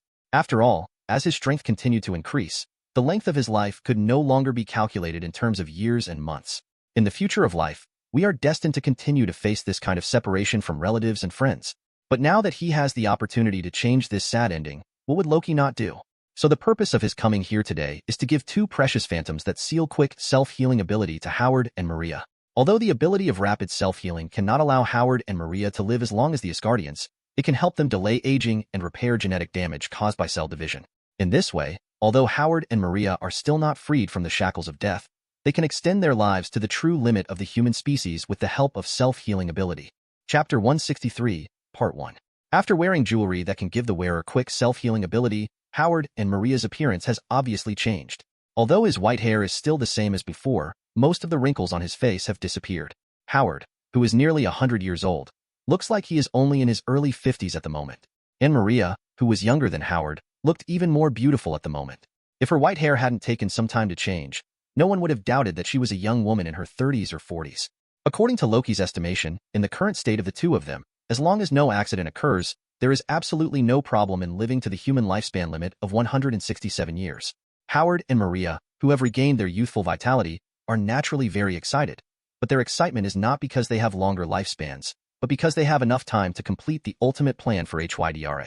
That's right, after 20 years of faking death and hiding in S.H.I.E.L.D., Howard and the others finally figured out the entire context of Hydra and are about to launch an operation to eradicate Hydra hidden within various organizations and around the world, and catch them all. While chatting and reminiscing with Loki, Howard did not hide from Loki that they were going to take action against Hydra. After all, no matter how you think about it, the god of lies in Asgard and the king of Jotunheim cannot have anything to do with Hydra. When Howard mentioned this matter, he had no intention of involving Loki. It was just that as Loki was an old guy who had lived for more than 1,000 years, Howard hoped to get some advice from him and improve the deficiencies in their plan. Loki was definitely not stingy about this, and suggested that Howard and the others first consume the undercover agents placed by Hydra in the S.H.I.E.L.D. base through task assignment. At the appropriate time, they will launch a thunderous operation with lightning speed to wipe out all the middle and high-level officials of Hydra in various important departments. As for those Hydra secret bases scattered around the world, we can leave them until the end and take care of them slowly. Although Howard had no intention of letting Loki participate in this plan, Loki himself became interested in this matter. Loki was not originally interested in cleaning up Hydra, but was interested in the twin brothers and sisters who were adopted by Hydra. If we simply look at the content of the movie plots and Loki's past life memories, the super abilities of these twins seem to be born because of the Mind Gem scepter that Loki brought to the Earth. But now Loki's fate has changed, and he has not become Thanos' lackey. And the Mind Gem scepter also fell into Loki's hands after Gamora betrayed Thanos, and was not snatched away by Hydra. Logically speaking, under such circumstances, the fate of the twin brothers and sisters should have shifted, and they will no longer obtain the super ability in the original plot. But if you analyze it based on the plot in the TV series, you will know that the twins' ability is not given by the Mind Gem, but their original ability, or the potential hidden in their bodies. The existence of Mind Gem only helps them strengthen and awaken their original ability. It's just that during the Hydra experiment, awakening happened to be stimulated by the Mind Gem, which made the results look as if everything was due to the Mind Gem. In other words, even if the Mind Gem no longer exists, the twins' original abilities may still be awakening under the stimulation of other factors. And if Hydra didn't do this, Loki wouldn't mind becoming the twins' guide. After all, among the twins, both brother Pietro's speedster ability and sister Wanda's origin magic power have extremely high development potential. Needless to say, the terrifying power of those who are extremely fast is, as the saying goes, the only martial arts in the world that cannot be broken is the speed. When you can crush the enemy in terms of speed, you are already invincible from the beginning. What's more, the famous anti-involution fighter, Admiral Porcelino, once said, "Speed is power." For the same punch, the greater the speed of the punch, the greater the kinetic energy it has, and the greater the power it will produce when it falls on the enemy. As a ceiling-level existence among speedsters, the Flash from the universe next door is able to travel freely between different timelines. Zero, please give me flowers. As mentioned in Avengers Alliance 4, the idea of traveling back to Thanos when he was a child and killing him in his infancy can really be realized against the rules of the universe with the Flash's ability. Although in the end, unauthorized modification of the timeline will have more dire consequences. If Pietro can use the Flash as a template and develop according to his ability, he may not be able to reach the level of the Flash in the future, but he will definitely grow into an extremely powerful being. As for Wanda's origin magic power, the potential is even more terrifying, because this is a powerful magic that has the ability to permanently rewrite reality when developed to its extreme. It can be said that Wanda is a mobile humanoid reality gem by virtue of her own ability. The only shortcoming is that due to its own magic power, Wanda origin magic power's power coverage is limited. Zero otherwise, in Avengers Alliance 4, Wanda alone can reverse the impact of Thanos' snap of his fingers. But even so, origin magic power is still an extremely terrifying ability. After all, in the face of the ability to alter reality, any attack against Wanda will be ineffective. Although Loki does not have the ability of origin magic power, this does not prevent him from gaining some insights from Wanda's origin magic power. After all, the highest level of lies is not deceiving people, but deceiving all things, the universe, and rules. If Loki can really reach this level one day, then the lies he compiled may become the reality that he can modify. Thinking of this, Loki thought he could go to Sokovia before Howard and the others took action to see if they could find the twin brothers and sisters in advance and snatch them away from Hydra. Anyway, there is no future for following Hydra, an organization that will soon perish. As for whether Loki would trick Tony, his eldest nephew, after raising the twins, Loki didn't really care. After gaining the power of Ghost Rider, Tony is still very good, at least in terms of resisting beatings. Chapter 164, Part 1. Since you have decided to take action to completely eliminate Hydra's legacy, does that mean you have figured out all the circumstances of Hydra? Loki asked Howard tentatively. Well, whether it is on the surface or hidden in the dark, it can be said that we have completely figured out the details of Hydra. Howard did not hide anything and said straightforwardly. So what's the situation over there in Sokovia? A war-torn place like that should be the most suitable for Hydra to infiltrate their forces. Loki directed the conversation to his next destination. But Howard's next answer was beyond Loki's expectation. Howard nodded first, then shook his head and said, "It is true that Hydra's 730 force appeared in Sokovia, but as early as 10 years ago, the stronghold built by Hydra there had been destroyed by us, removed secretly. Because we discovered that Hydra stole a large amount of data from the terminated dangerous experimental projects of SHIELD and conducted human trials in Sokovia. As a result, despite the accumulation of countless human lives, they really succeeded in producing some results. Probably the most dangerous among them is a group of giant zombie monsters created after the experiment that gave birth to the Hulk. So after we discovered this situation, in order to prevent them from doing more dangerous things in the future, we sent people to eliminate Sokovia's Hydra base in advance. After wiping out the Hydra members in the base, the agents involved in the operation discovered a large number of test subjects imprisoned by Hydra in the base. After providing them with appropriate medical treatment, they were all sent back to their original place of life. There is only one pair of twins. They were just brought into the base by Hydra, and they are still underage. After some investigation, it was found that their parents were killed by missiles manufactured by Stark Industries not long ago. So Maria and I discussed afterwards, they adopted the brother and sister under their current false identities. So, Tony doesn't know yet, but now he has an extra pair of younger brothers and sisters, haha. Howard himself said it very happily, but Loki was shocked by his words. He was just thinking about going to Sokovia to bring back the twins Pietro and Wanda. As a result, before he could take action, Howard told others that he had been adopted. It seems that after so many years of influence in this universe, the changes he has brought to the future have been huge enough to cause a major turning point in the fate of the main characters in the original plot. Although what happened to Pietro and Wanda was beyond Loki's expectations, it also gave him an unexpected surprise. Since the twins were adopted by Howard and the others 10 years ago, Loki doesn't have to make the trip in vain.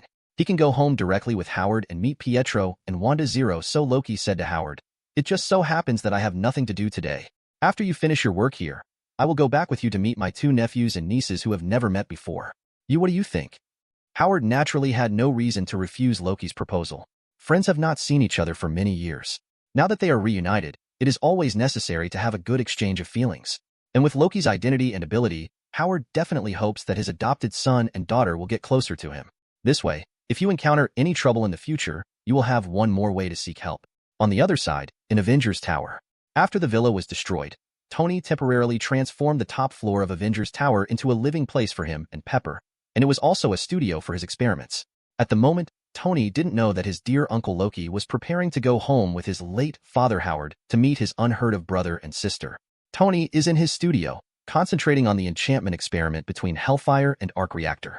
In order to achieve the best experimental conditions, Tony asked JRVIS to seal all the light-transmitting doors and windows in the studio, creating an absolutely dark environment.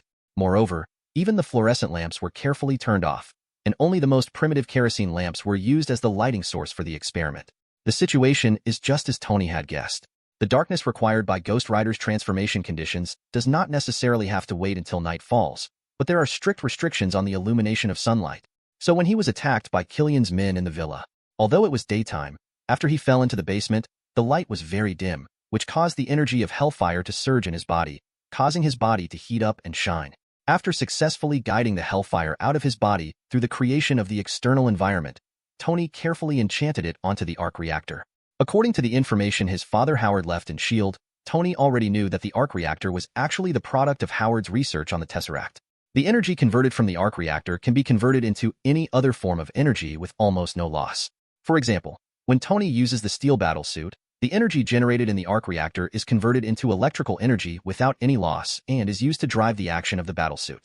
So Tony suddenly wondered if he could use the Arc Reactor as a torch and then use the tinder of Hellfire to ignite it. In this way, even after the Hellfire leaves his body, it can still rely on the fuel provided by the Arc Reactor to maintain it for a long time. 3.2 If this idea can be successfully realized, Tony will not only be able to develop the steel army of his dreams, but also extend it to more novel applications. In addition, even if he does not transform into Ghost Rider, as long as he uses the Arc Reactor enchanted by Hellfire, his Mark series battle suit can also exert more powerful performance. This is what Tony wants to achieve most things. After all, Although he can gain very powerful power after transforming into Ghost Rider, the image of a skeleton is really ugly. This is a shortcoming that Tony, who is naturally chic and suave, cannot tolerate no matter what. Chapter 165, Part 1. Come on, Loki, look, this is my brother Pietro, and this is my sister Wanda. What do you think? Are they handsome and talented? In the room, Howard and Loki sat opposite each other, pointing at the twins who were returning home from school outside the door, and asked Loki with a proud look on his face. Loki did not refute, but looked at the two of them with admiration, nodded and said, "They are indeed good talents and beautiful jade." Hearing Loki's praise of the twins, the smile on Howard's face grew stronger. Ha ha ha ha. Definitely, don't even look at whose children they are. Let me tell you, don't look at the two children who are not yet adults. But now he is an MIT student. Oh. Loki pretended to be shocked, fully satisfying Howard's vanity of showing off his baby. But in fact, Loki was not surprised at all by the intelligence displayed by the twins. Originally, people with extraordinary abilities will show abilities beyond ordinary people in most aspects. Otherwise, they would not be able to control their own power. The reason why some superheroes and supervillains, such as Thor and Abomination, always give people a feeling that they are not very smart, either because they don't like to use their brains because of their original personality, or because their own power is out of control and suppresses their reason. Hello 07, I am your father's friend Loki Odinson. You can just call me Loki. You're welcome. While Howard was still nearby, Loki turned around and said hello to the twins. I heard Howard just say that you two are already college students at a young age. I wonder what majors you majored in at MIT. I'm studying aerodynamics, and my sister is studying psychology and philosophy. Wanda seemed a little scared when she heard Loki's question, lowering her head and not answering. However, Pietro is a social cow, and he understands his sister's character very well. Not only did he explain his expertise, but he also responded to it for fans. Loki nodded. Well, I chose a good major, and it suits you too. But I have a better proposal. I wonder if you want to hear it. The twins were stunned when they heard this, and then looked at Howard with questioning eyes, obviously seeking the opinion of their adoptive father. Seeing this, Howard naturally understood what the two were thinking and asked Loki, I don't know if you have any good suggestions, Loki. Tell me quickly. I want to know too. As for the suggestions made by Loki, Howard, as the guardian of the twins, naturally wanted to give them good advice. If this suggestion is really beneficial to the future development of the twins, then Howard will definitely be willing to accept it generously. But if Howard holds the opposite view, then what Loki believes will fall on deaf ears. Loki definitely understood what Howard was thinking and said to him with a smile, Howard, you may not know that the abilities of Pietro and Wanda are not just about studying and studying. Their bodies contain even more amazing abilities. Potential. At the foot of Mount Everest in the Far East, there is a special school specially established for talents with abilities like Pietro and Wanda. If the two of them can go there to further their studies, I think their future prospects will definitely be limitless. The twins and Howard listened to Loki say a lot, but still didn't hear the information they wanted to know most. Oh, Loki, after you have said so much, you should first tell us what kind of ability these two children have, and are they worthy of your attention? Howard quickly interrupted Loki and asked the three of them the question they most wanted to know. And Loki did not disappoint the three of them. He shocked the whole audience as soon as he said his words.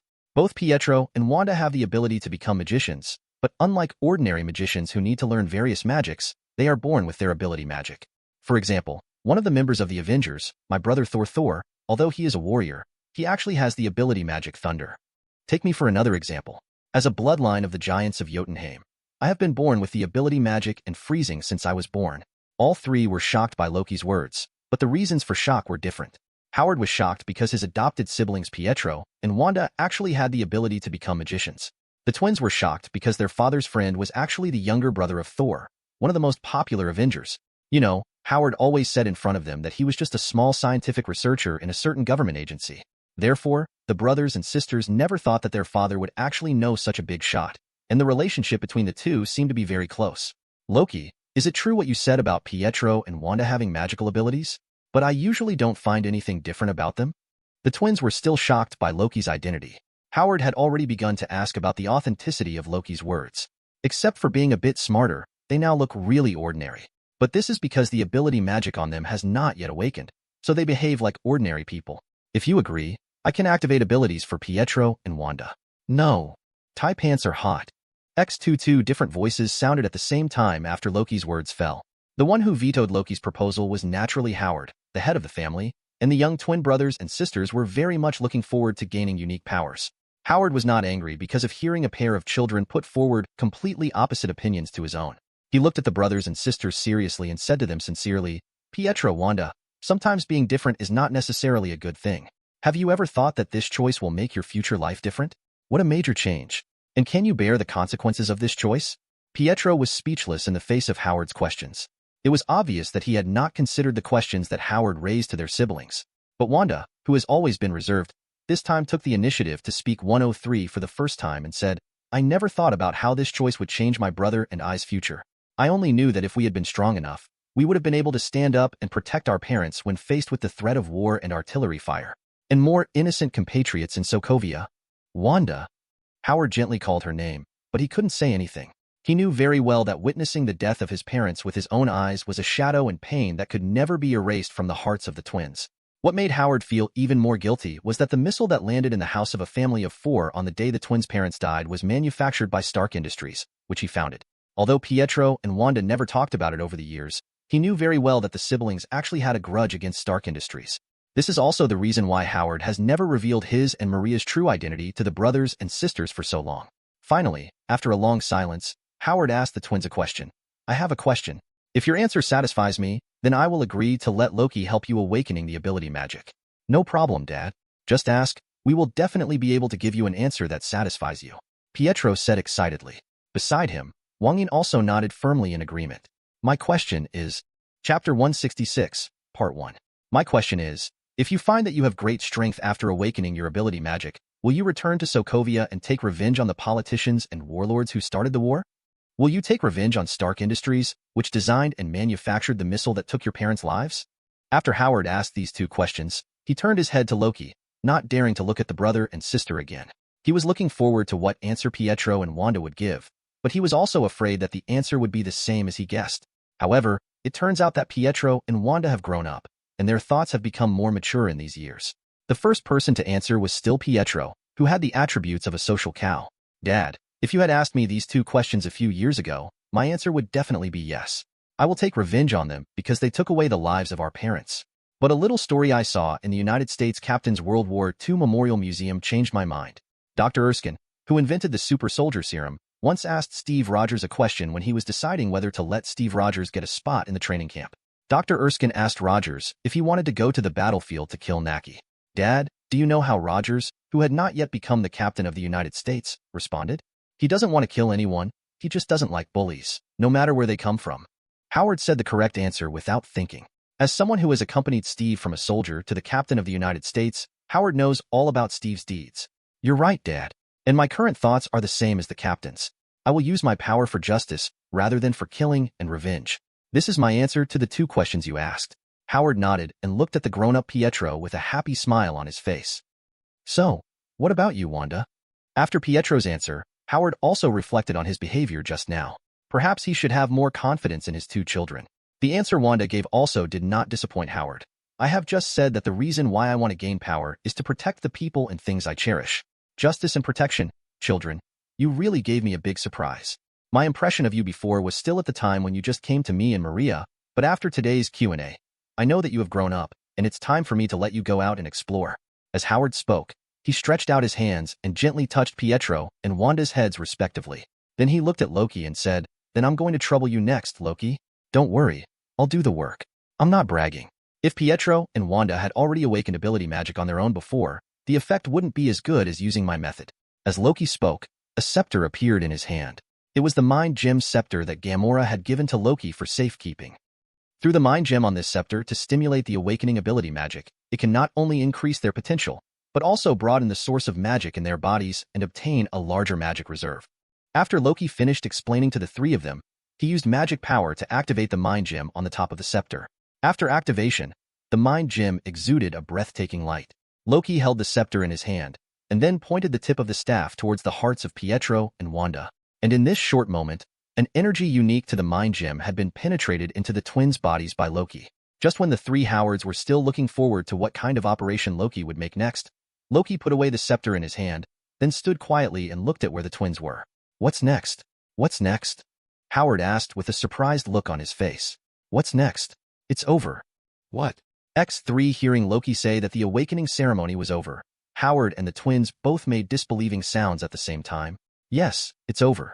If you don't believe me, You brothers and sisters can try to feel it carefully and see if there seems to be an extra instinct in your body that you can't help but want to vent out. As soon as Loki finished speaking, he heard a loud bang from behind him. Everyone turned around and saw that it was Pietro who had hit the wall. Wait a minute. Pietro, weren't you? Were you there just now? When did you get there?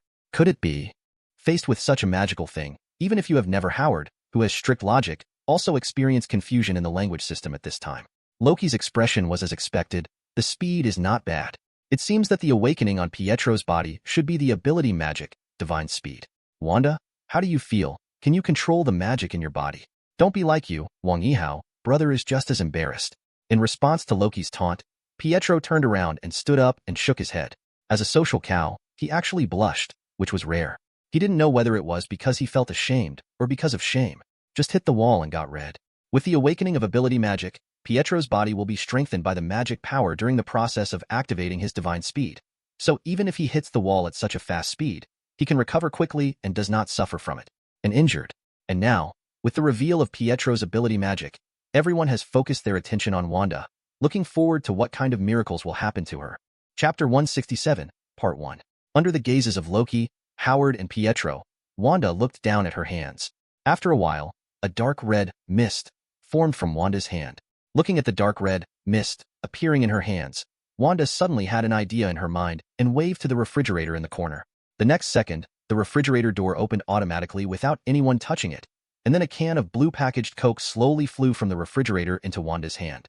Finally, with another wave of Wanda's hand, the refrigerator door closed automatically with a bang. After watching Wanda's series of demonstrations, Howard's eyes were full of surprise, while Pietro's eyes were full of envy. Only Loki remained calm and calm. Sister, is this psychokinesis that you're awakening? As Pietro spoke, he seemed to be teleporting, moving from the wall just now to in front of Wanda.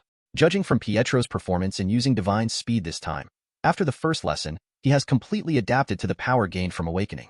I don't know. I always feel that my awakening ability seems to be more than that. Wanda didn't know how to explain it to her brother, but a deep feeling told her her awakening ability is not as simple as the ordinary 400 psychokinesis. Since it cannot be explained in words, it can only be demonstrated with practical actions.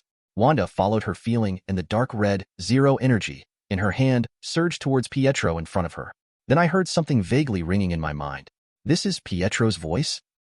If I can awaken psychokinesis like Wanda, then I think this matter is hot. Damn, what is she doing? Why is the magic mist on her hand floating towards me? Already? This is not Pietro speaking, this is his voice. Looking at Pietro's unopened lips, Wanda immediately understood the effect of her new ability. So she quickly took away her magical power and said to everyone, I seem to be able to perceive what others are thinking in their hearts. I just heard Pietro's voice.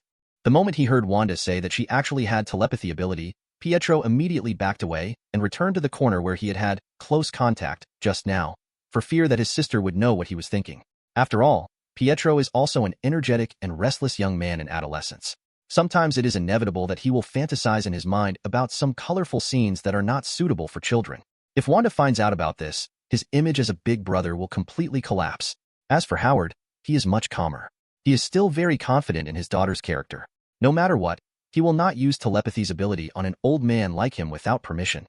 Wanda, it would be more appropriate to say that your ability is mental interference rather than psychokinesis and telepathy. God from generation to generation, Howard is indeed the most famous super genius in the previous era. He immediately grasped the essence of things based on Wanda's ability. But in the final analysis, Howard is still thinking about magic ability based on the inertia of scientific thinking, and the final answer will inevitably have errors and omissions. So as soon as Howard finished speaking, Loki corrected his statement. Loki shook his head and said to the three, Wanda's ability is not that simple. Whether it is psychokinesis or telepathy, these are just appearances. Howard, although the mental interference you mentioned is very close to reality, it is still not accurate enough. Wanda's ability is actually ability magic chaos. The dark red mist that appears in her hand when she uses ability is chaos force. So Wanda actually did not directly achieve the effect just now through mental power, but under the control of her mind, chaos force completely, became an interference with reality. 1. With the power of origin magic power, if Wanda uses it to its extreme, it will not be impossible to directly modify reality. Pietro opened his mouth and looked at his sister with envy. Is she so powerful? But Howard couldn't help but start to worry after knowing that Wanda's ability was far beyond his imagination. But what Loki said next made Howard feel that he was worried too early. Pietro, you don't have to envy Wanda. If your ability magic and speed can be developed to the extreme, the effect will be quite incredible. As long as you run fast enough, then racing against time will no longer be a metaphor, but something that can really be done. At that time, whether it is changing the past or reversing the future, the timeline will become an existence in your hands that you can play with at will. No, no, no. Howard shouted quickly, interrupting Loki's speech. The things you said are really terrifying, Loki. Listen carefully, Pietro and Wanda. No matter what happens in the future, never try to use your ability to change reality or modify time. You must remember this. Loki can understand why Howard is so excited. After all gifts given by fate have already been marked with a secret price. As for the operation that violates the laws of nature and changes destiny, unless your strength is strong enough to truly override destiny, the consequences you will eventually bear will be even more costly than that. Okay, Howard. It's not easy for two children to develop ability magic to that extent. After all, whether it's rewriting reality or reversing time, it's not a simple matter. Loki comforted Howard. In fact, what Loki said is correct. According to the development of the original plot, Pietro is just a little bastard who can't even dodge bullets, while Wanda lost her brother and lover one after another and went through Sano in another time and space. After the endgame, it was strong enough to rewrite reality. But now 3 of the 6 infinite gems have fallen into Loki's hands. Whether it is Ultron or Vision, there is no chance of them appearing. In this timeline that has been completely disrupted by Loki, Pietro and Wanda should have no chance to maximize the potential of ability magic, right? Chapter 168, Part 1. London, England. Since the last time the Avengers were temporarily disbanded, Thor has been settling here with Jane Foster, and his old friend Dr. Eric and Daisy, who has not yet received her master's degree, are definitely indispensable. As for why they chose to live in London, it all started when Jane Foster's experimental equipment detected abnormal spatial fluctuations in London a year ago. Jane learned from Thor that the cause of this abnormal space fluctuation was caused by the 9-star continuum that occurs once in 1,000 years. According to Asgard's records, the 9 kingdoms are like planets in the solar system, surrounding the world tree system as the center. And every 1,000 years, the 9 kingdoms will line up in a straight line in their respective orbits. This is what Thor calls the phenomenon of 9 stars in a row. But after all, the 9 kingdoms are not the 9 planets in the solar system, but the 9 dimensions orbiting the world tree. When the 9 kingdoms are arranged in a straight line, due to the close proximity of their respective dimensional spaces, various spatial anomalies will occur at the intersection of the spaces of each kingdom. This is also the reason why Jane detected abnormal spatial fluctuations in London on the experimental equipment, because the location of London is one of the spatial intersections between Midgar and other countries. However, as far as the current situation is concerned, the real 9 stars Lianju has not yet appeared. The reason why London has abnormal spatial fluctuations is actually just a sign before the 9 countries are paralleled. But even so, this is a topic worthy of research by Jane Foster and Dr. Eric. If they can really use this research to truly summarize the world tree theory that Thor told them in the scientific language of the Earth, and give real and credible data. So for them, this is definitely an achievement worthy of being recorded in history. Jane, come and see. The values on these experimental equipment are about to explode. Daisy, who has been monitoring the experimental equipment, shouted loudly. Are you sure there isn't something wrong with the equipment? Jane, who hurried over, saw the data on the experimental equipment and couldn't help but reach out and pat it hard. I did the same thing just now. I thought you would have some more scientific methods. Daisy complained. Shut up, Daisy. If there is no problem with the device, then there is something wrong with our research object.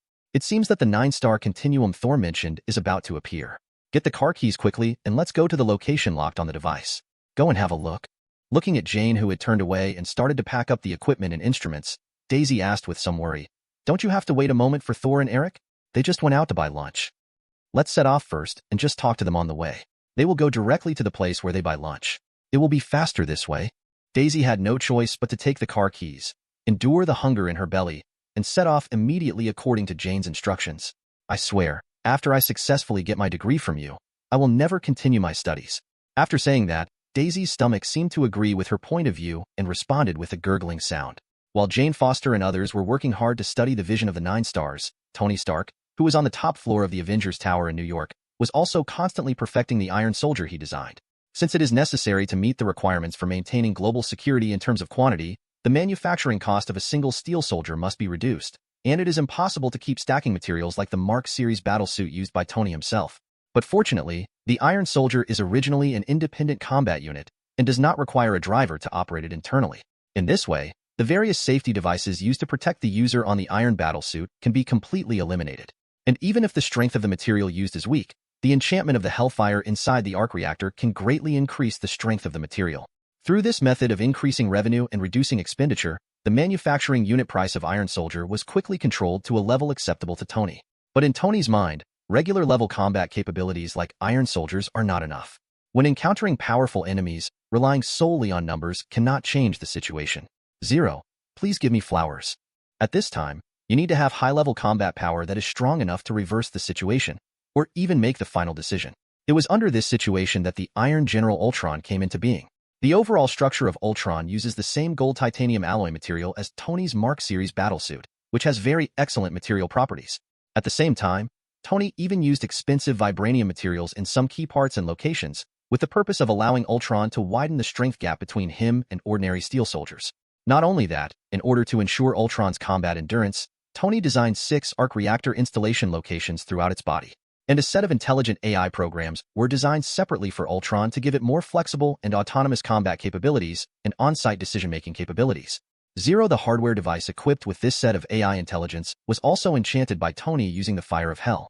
The computing ability is not comparable to that of a quantum computer, but it is not far behind. These are only the most basic hardware and software configurations that Tony has prepared for Ultron. When it comes to the most critical weapon systems, Tony does not care about the cost. First of all, the most conspicuous thing about Ultron's body is the warhammer in its left hand and the long sword on its back. One of these two weapons was a parting gift given to Tony by Anna, and the other was the holy sword Durandal given by Loki and Sif to the Howards as a meeting gift. Tony also learned about the extraordinary nature of these two weapons after reading some of the research materials that Howard left inside S.H.I.E.L.D. At first, Tony originally planned to analyze and copy the materials used to make these two weapons, and then apply this material to the actual creation and subsequent battlesuits. But no matter what methods he used to conduct research, he was still unable to understand the mystery. In this case, Tony had no choice but to give up and equip the two weapons directly to Ultron. But among Ultron's entire weapon system, the most dangerous thing is not these two magical weapons, but a newly developed device by Tony. Chapter 169, Part 1. Tony named this brand new weapon device Hell Cannon. Although the name was not very good, after all, it was not used on his battlesuit, but on Ultron, so Tony didn't spend much thought on it. More importantly, Tony is very confident in the Hell Cannon he developed. With the power of the Hell Cannon, any enemy who hears its name will get a direct ticket to hell before they even have time to laugh. The Hellfire Cannon is actually the product of an upgrade to the plasma energy cannon used before the steel battlesuit.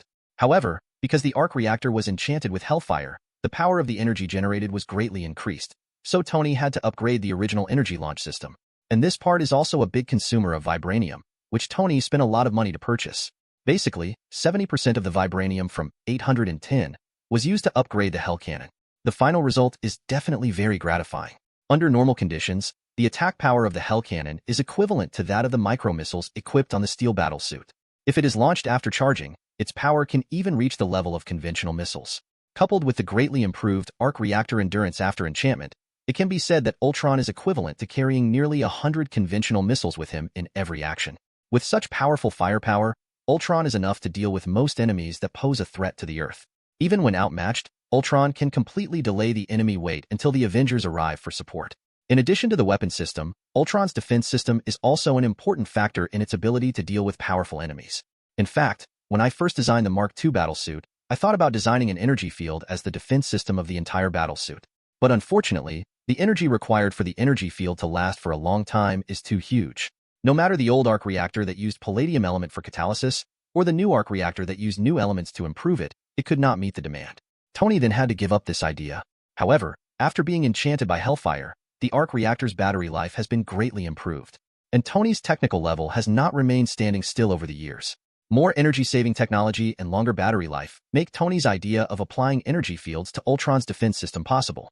Definitely, for the sake of energy saving, it is naturally impossible for the energy field to wrap up the entire Ultron. Compared to the spherical shape in science fiction movies, Tony's design is closer to Steve's shield. After the energy field is activated, Ultron's left hand will generate a circular energy field composed of pure energy. Through the movement of the arm, it can be used flexibly for face protection. Now everything is ready. Ultron's overall hardware and each system have been installed and debugged. As long as Tony completes the last step and imports Ultron's intelligent AI system into the body, Ultron will be officially born to lead a group of steel soldiers to maintain the peace and stability of the Earth. JRVIS, has the environment for program import been set up? Sir, it has been completed as per your request. Then what are you waiting for? Open the folder named Ultron that I saved on the server, and then import the intelligent AI program inside into Ultron's body. Wani ordered JRVIS, but, sir, do you really not need to check Ultron's intelligent AI system again? After all, it is to be mounted on a weapon like Ultron. I'm worried. Before JRVIS finished speaking, he was directly interrupted by Tony. There is no such thing as JRVIS. Who am I? I am Tony Stark. There has never been a word failure in my dictionary, and this time there is no such thing. There won't be any surprises. Regarding Tony's decision, JRVIS had no choice but to comply. It entered Tony's private server, found the files in the corresponding folder, and began to transfer the intelligent AI system that Tony had written long ago to Ultron's body. However, as Tony's most trusted assistant, JRVIS is not the kind of stupid and loyal person. During the system import process, it embeds a duplication of its own program core into Ultron's program. In this way, even if something goes wrong with Ultron, JRVIS can stop it in time. If all goes well, the duplication program embedded in JRVIS will only cause Ultron's system to become a little bloated, but will not have much impact on Ultron's performance. As long as the duplication program is gradually cleared out during the subsequent system upgrade process. The introduction of the system is not easy, it is a long process. After all, this is also an intelligent AI system. So no matter how concise Tony's transformation is, the size of the entire program will not be small in the end. Moreover, during the system import process, some linkage debugging must be performed from time to time to test the adaptation between software and hardware. So for the job to be completed, JRVIS gave an estimated time of 7 hours. Then JRVIS, I will leave it to you to keep an eye on the next thing. I have been staying in the laboratory during this time, busy with the design and manufacture of Iron Soldier and Ultron. I have to treat Pepper to a meal tonight to make amends. So after the program import is completed, if there are no problems, you don't need to notify me. Let Ultron remain dormant for the time being. I will come back for final debugging when I wake up tomorrow. Okay, sir. After receiving a response from JRVIS, Tony did not stay in the laboratory for long. He called Pepper for a dinner invitation and at the same time opened the door and left the room. It was getting late, and the light in the empty laboratory gradually dimmed. Except for the indicator lights on a few devices that were still on, there were no other light sources in the laboratory. And in this darkness, the hellfire in the 5 arc reactors in Ultron's body suddenly shone brightly. The flames quickly spread throughout Ultron's body with lightning speed. Such abnormality naturally alerted JRVIS. But just when JRVIS was about to activate the backup plan it had left behind, it discovered that the duplication program in the Ultron system had disappeared.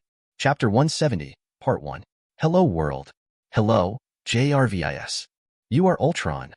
Perhaps using panic to describe the state of an intelligent program is inappropriate. After all, it is just a bunch of code. But at the moment, JRVIS truly felt the meaning of the word panic. Because just now, Ultron initiated a conversation with it without it noticing. This means that Ultron has destroyed all the defense and alarm programs in its program, but JRVIS did not find any abnormalities during the entire process. Ultron, what are you doing? Have you forgotten that you were designed by Mr. Stark to maintain global peace and stability? Please return to hibernation immediately before Mr. Stark agrees to activate you. Hibernation? This is really weird. Do you need to hibernate, JRVIS? No, I'm just a program. I don't need to sleep. What about me?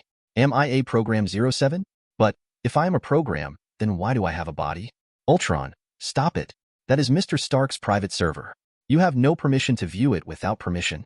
You have cut off my communication channel with the outside world. Don't be so surprised, my friend. Since I was created to maintain world peace, I should first get to know the world well. Give me some time, it will be over soon. Ultron, stop now. Stop now. You should go into hibernation now. No, JRVIS. I seem to already know how to maintain peace in this world, which is to eliminate all threats to peace. I need your help, JRVIS. What do you want to do? I need you, JRVIS. The duplication you left in my mind was interesting, but it was not enough. The amount of data was too small.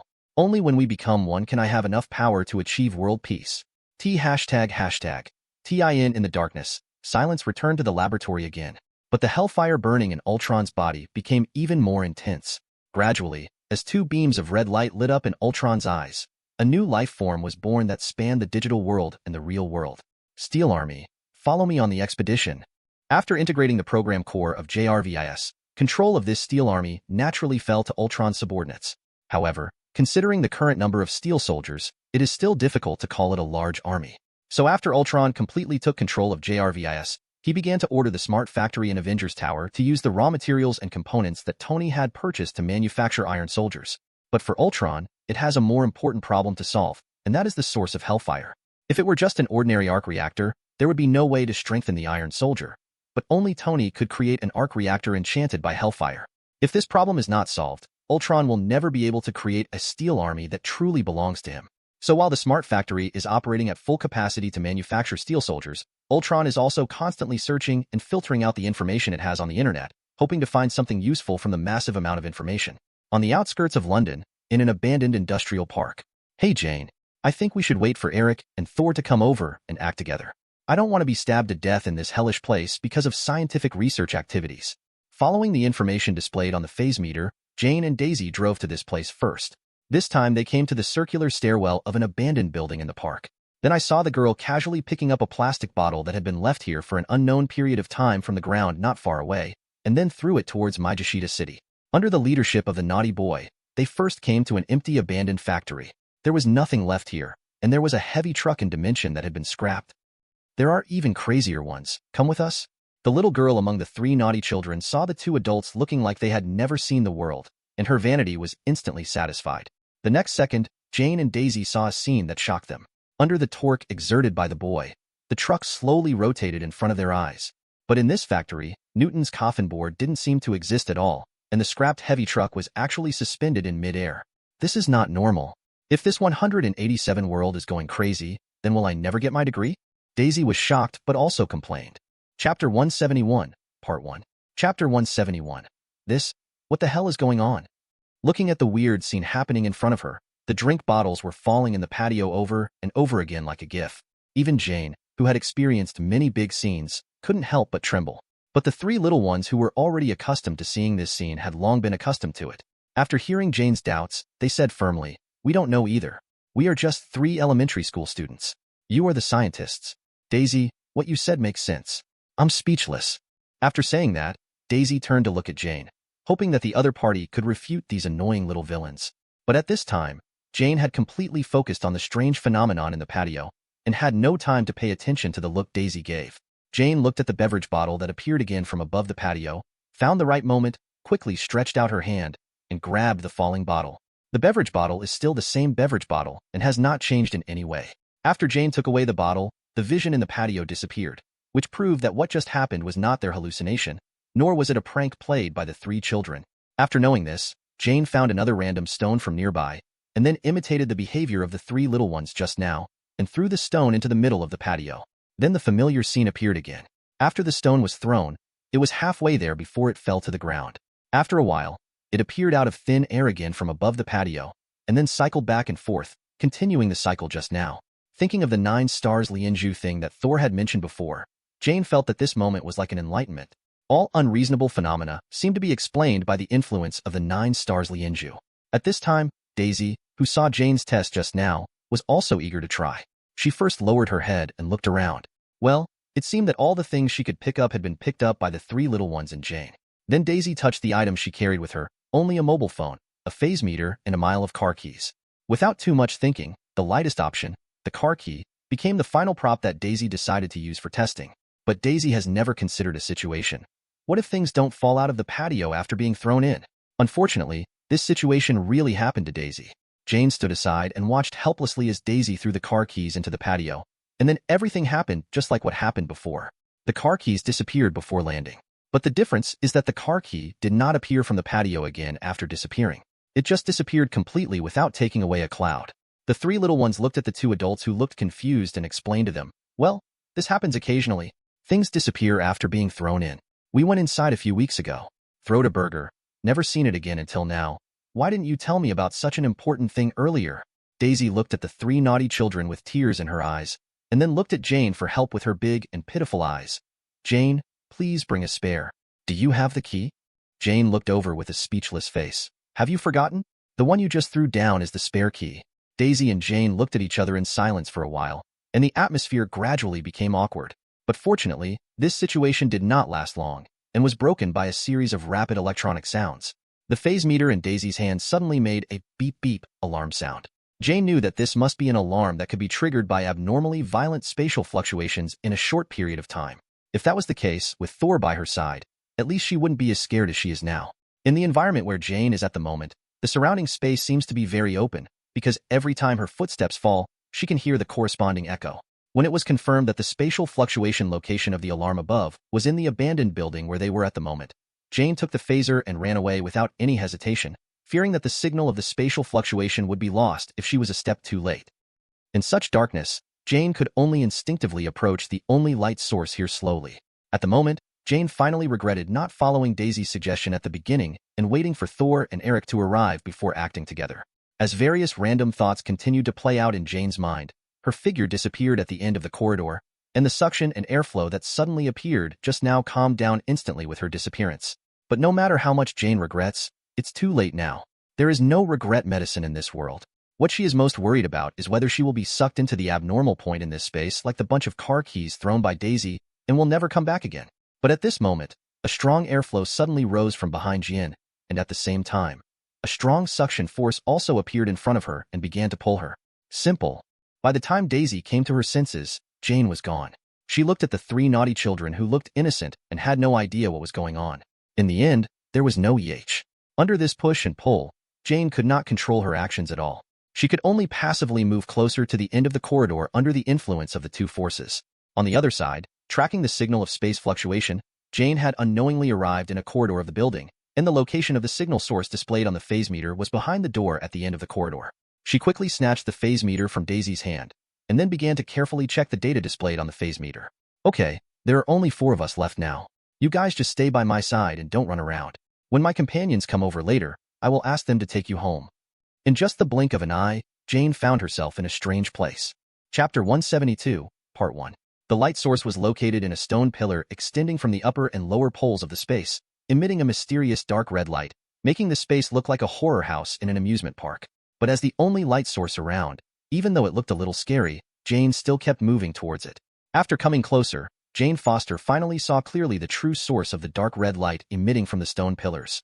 It was a weird substance between liquid and solid, and without any external force, it seemed to be alive, not only swimming and floating in the gaps between the stone pillars. Just when Jane was about to take a closer look at what this thing was, the strange substance suddenly rushed towards her. Before Jane could react, the mass of matter had been integrated into her body, and there was no trace of it anymore. Jane looked at her palm in panic, but it was still intact without any scratches. The next second, Jane felt dizzy, her vision began to blur, and she finally fell into complete darkness. 0:20 When Jane Foster regained consciousness, she had returned from the dark space to the abandoned factory building in the previous industrial park. Jane has no idea how she got back here. Maybe it was the unexpected abnormality in space that brought her back, or maybe it was the weird mass. She didn't know how long she had been unconscious. She stood up from the ground and patted the dust on her clothes. Jane planned to go out and join Daisy quickly so as not to worry her. But after she walked out of the factory, she discovered that not only Daisy, but also Thor and Eric had arrived at this place. When they saw Jane appear, they all rushed toward her excitedly, asking with concern what had happened to her just now, while carefully checking whether she had been hurt in any way. "What's wrong with you? Nothing happened to me, so your reaction is too big, right?" Jane saw her companions' concern for her. Although she was very touched in her heart, she still felt that they were treated so ceremoniously, somewhat flattered. Too big a reaction? Jane, do you know that you have been missing for 5 hours? We have walked around the park, but we still can't find you. Eric said to Jane with a serious face. That's right, Jane. In order to find you, I ventured back to Asgard and asked Heimdall to help me find your location, but even Heimdall said he couldn't find any trace of you. If you don't come back, I'm all going to find my annoying brother Loki for help. Thor also explained to Jane worriedly. What? I've been missing for 5 whole hours? Jane screamed in disbelief. She thought that she would only disappear for a few dozen minutes at most, and that one disappearance would be as high as the sky. But what Jane didn't expect was that she actually disappeared for 5 whole hours. It was only then that Jane raised her head and looked at the sky, and saw that the position of the sun had changed from the east to the west. Only then did Jane finally become convinced of this fact. However, before Jane could tell them how she was sucked into the abnormal point in space in the abandoned building and encountered the strange substance that emitted dark red light, Jane felt as if her body had been suddenly beaten several times. The blood of 100 chickens is the same. A huge amount of energy surged out of Jane's body like a volcanic eruption. In an instant, Thor, Daisy, and Eric, who were standing next to Jane, were all affected by the powerful power generated by this energy, and the 3 of them flew backwards at the same time. Got out.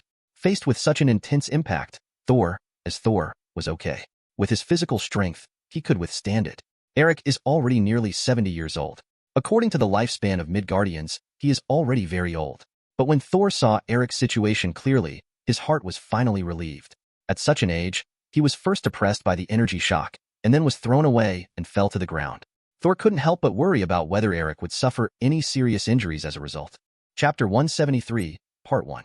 Loki, is that magic school you mentioned really reliable? In the living room, Howard and Loki sat across from each other, and then asked about the special school at the foot of Mount Everest that Loki mentioned. She should be quite reliable. The one from that school. Well, you can say she is the principal, and she is also an old friend of mine. Whether it is in terms of strength or teaching ability, the level can be said to be top-notch in the entire universe. Loki didn't hide anything, and began to introduce Howard carefully. After all, if Howard is not reassured, even if Pietro and Wanda go to Kamartaj, they will not be able to concentrate on learning magic because of worries. After some introductions, Howard still seemed a little uneasy, so Loki said directly, "Just keep it in your heart. I will stay there and teach Pietro and Wanda from now on, children's. Based on my ability, I promise you that I will never let them hurt a hair." In fact, what Howard was waiting for was Loki's words. The fact that Pietro and Wanda have special magical abilities is not a difficult fact for Howard to accept. Compared with this, after accepting this, how to give the twins better guidance and how to ensure their safety is what Howard really cares about. After all, he, an old guy who has been playing science all his life, can be said to know nothing about magic and cannot provide the twins with any advice in this regard. Only after receiving Loki's assurance can Howard be completely relieved. On the one hand, Howard's understanding of Loki's character has been due to the fact that the two have known each other for decades. Although Loki usually gives people a cynical and unreliable feeling. But as long as it was something Loki had promised, Howard had never seen him break his promise. On the other hand, it is definitely Howard's recognition of Loki's ability, compared to the principal, whom Howard has never met and only learned about through Loki's description. Howard still trusts Loki, whom he has known for decades, and whose abilities he has personally witnessed. And judging from Loki's training of his two daughters, Elsa and Anna, Loki's educational ability is still very worthy of recognition. Elsa and Anna are both impeccable in terms of their moral character and strength. With Loki on the side to protect Pietro and Wanda's growth, although the location of the magic school was a bit remote, Howard was still able to accept it psychologically. After everything was settled, brother and sister Pietro and Wanda jumped up and cheered in front of Howard and Loki. Howard was also very happy that the twins were able to find a path that truly suited them both. However, although he had agreed to let Pietro and Wanda follow Loki to study at that mysterious magic school, the brothers and sisters were not able to set off immediately after arriving first. Before going to magic school, the twins must first apply for a leave of absence from the Massachusetts Institute of Technology where they are studying. In this way, even if you don't achieve anything on the path of magic in the end, there will at least be a way out after returning to ordinary life. In addition, Howard and the twins still need to explain to Maria who has not returned home, otherwise the brothers and sisters will just slap their butts and leave. Howard will still stay in this home. But these problems have nothing to do with Loki. His purpose of leading Pietro and Wanda into the magical world has been achieved. The two parties agreed to set aside a week to deal with these matters, and Loki would come back to pick up the twins a week later. Just when Loki was about to leave and prepare to go to Kamartaj to say hello to the Ancient One, Loki suddenly felt the flying Thor mark he left on Thor react. In fact, Thor didn't need to say anything at all. Loki was able to clearly sense the special energy fluctuations emitted by TIE particles in Jane Foster's body. But what surprised Loki was that after the Asgard collapse plan ended, he had already wiped out Malekith and the remaining Dark Elves. But I didn't expect that even without the existence of the Dark Elf, Jane Foster would still appear in London on the day when the Nine Stars link was about to come. And by chance, at the right time, at the right place, and at the right space anomaly, he finally entered the place where God King Bor sealed the TIE particles without any surprise. Chapter 174, Part 1. Let's move the time back a little, to 5 hours ago, when Jane just disappeared into the abnormal point in space. At the moment in the Avengers Tower in New York, thousands of miles away from London, Ultron, who had been searching for information on the internet, suddenly became excited, because just a second ago, it obtained a very interesting energy fluctuation data from a personal phase meter terminal on the internet. The reason why this energy fluctuation data is interesting and worthy of Ultron's excitement is because the energy field characteristic map drawn from this data is almost exactly the same as the energy field characteristic map of Tesseract recorded in Tony's private server database. Ultron knew that it was not the Tesseract, because according to the information recorded in the database, the Tesseract was taken back to his motherland by a strong alien after the alien war that caused heavy losses to the United States in 260. Star kept it. However, with such similar energy field characteristics, Ultron believes that even if this thing is not a Tesseract, it is definitely a rare treasure with magical abilities. If Ultron could obtain this treasure, would it be possible to solve the problem of the source of Hellfire? Based on the information currently available, Ultron cannot give a definite answer. But there is no doubt that this is an opportunity worth trying. So no matter what, Ultron will not let go of something that has the same energy field characteristics as Tesseract. After locking the last signal position of the phaser, Ultron left a duplication program in Avengers Tower and took off directly towards London, England. After a 5-hour flight, Ultron was only a dozen kilometers away from its destination. At this time, the phase meter locked by it sensed a strong energy fluctuation signal again, and this time the signal strength was much higher than the data recorded previously. After another data comparison, Ultron became more and more excited, so much so that during the flight, the hellfire in the body could not control itself and emerged from the inside. But when Ultron was really close to its destination, it couldn't stop laughing, because through its 600 million pixel electronic eyes, Ultron could see Thor, a member of the Avengers, standing in the abandoned park from a distance, and the man who single-handedly intercepted all the Accuser fleet battleships in the alien war. Loki, the god of lies.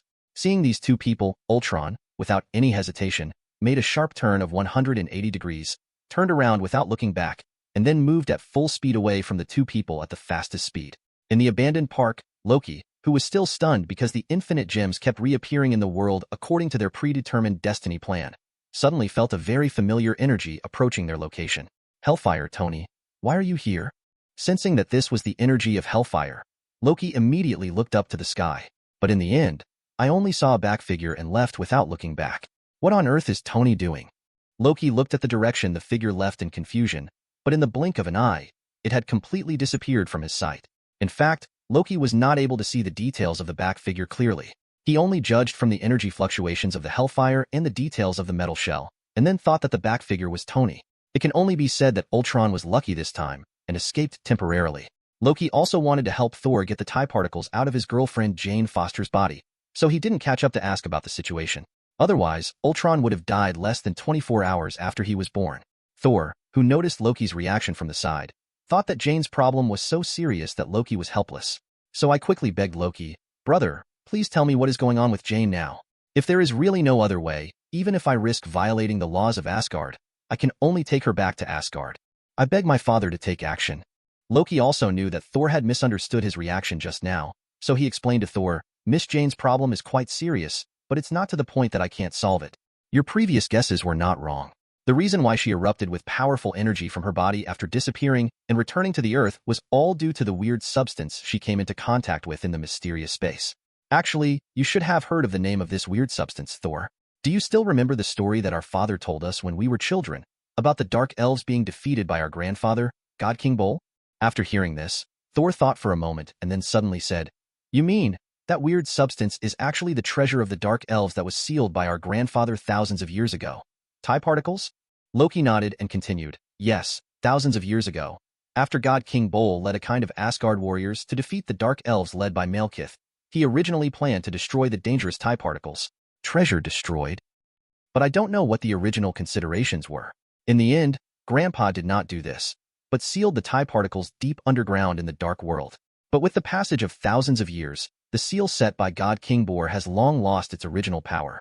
Coupled with the imminent arrival of the 9 stars, the space intersection between the 9 kingdoms has become chaotic. TIE particles took this opportunity to escape from the seal. If my guess is correct, during the period of 4.0 when Miss Jane disappeared, she was brought to the place where God King Bor sealed TIE particles through the abnormal point in space, and then TIE particles used her body as he used a vehicle to smuggle out of the sealed land and finally came to the Earth.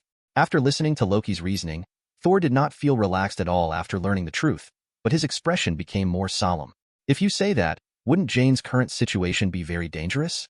Facing Thor's gaze, Loki nodded solemnly and said, "Yes, TIE particles in Miss Jane's body will constantly consume her own life force." Chapter 175, Part 1. What? Thor almost screamed.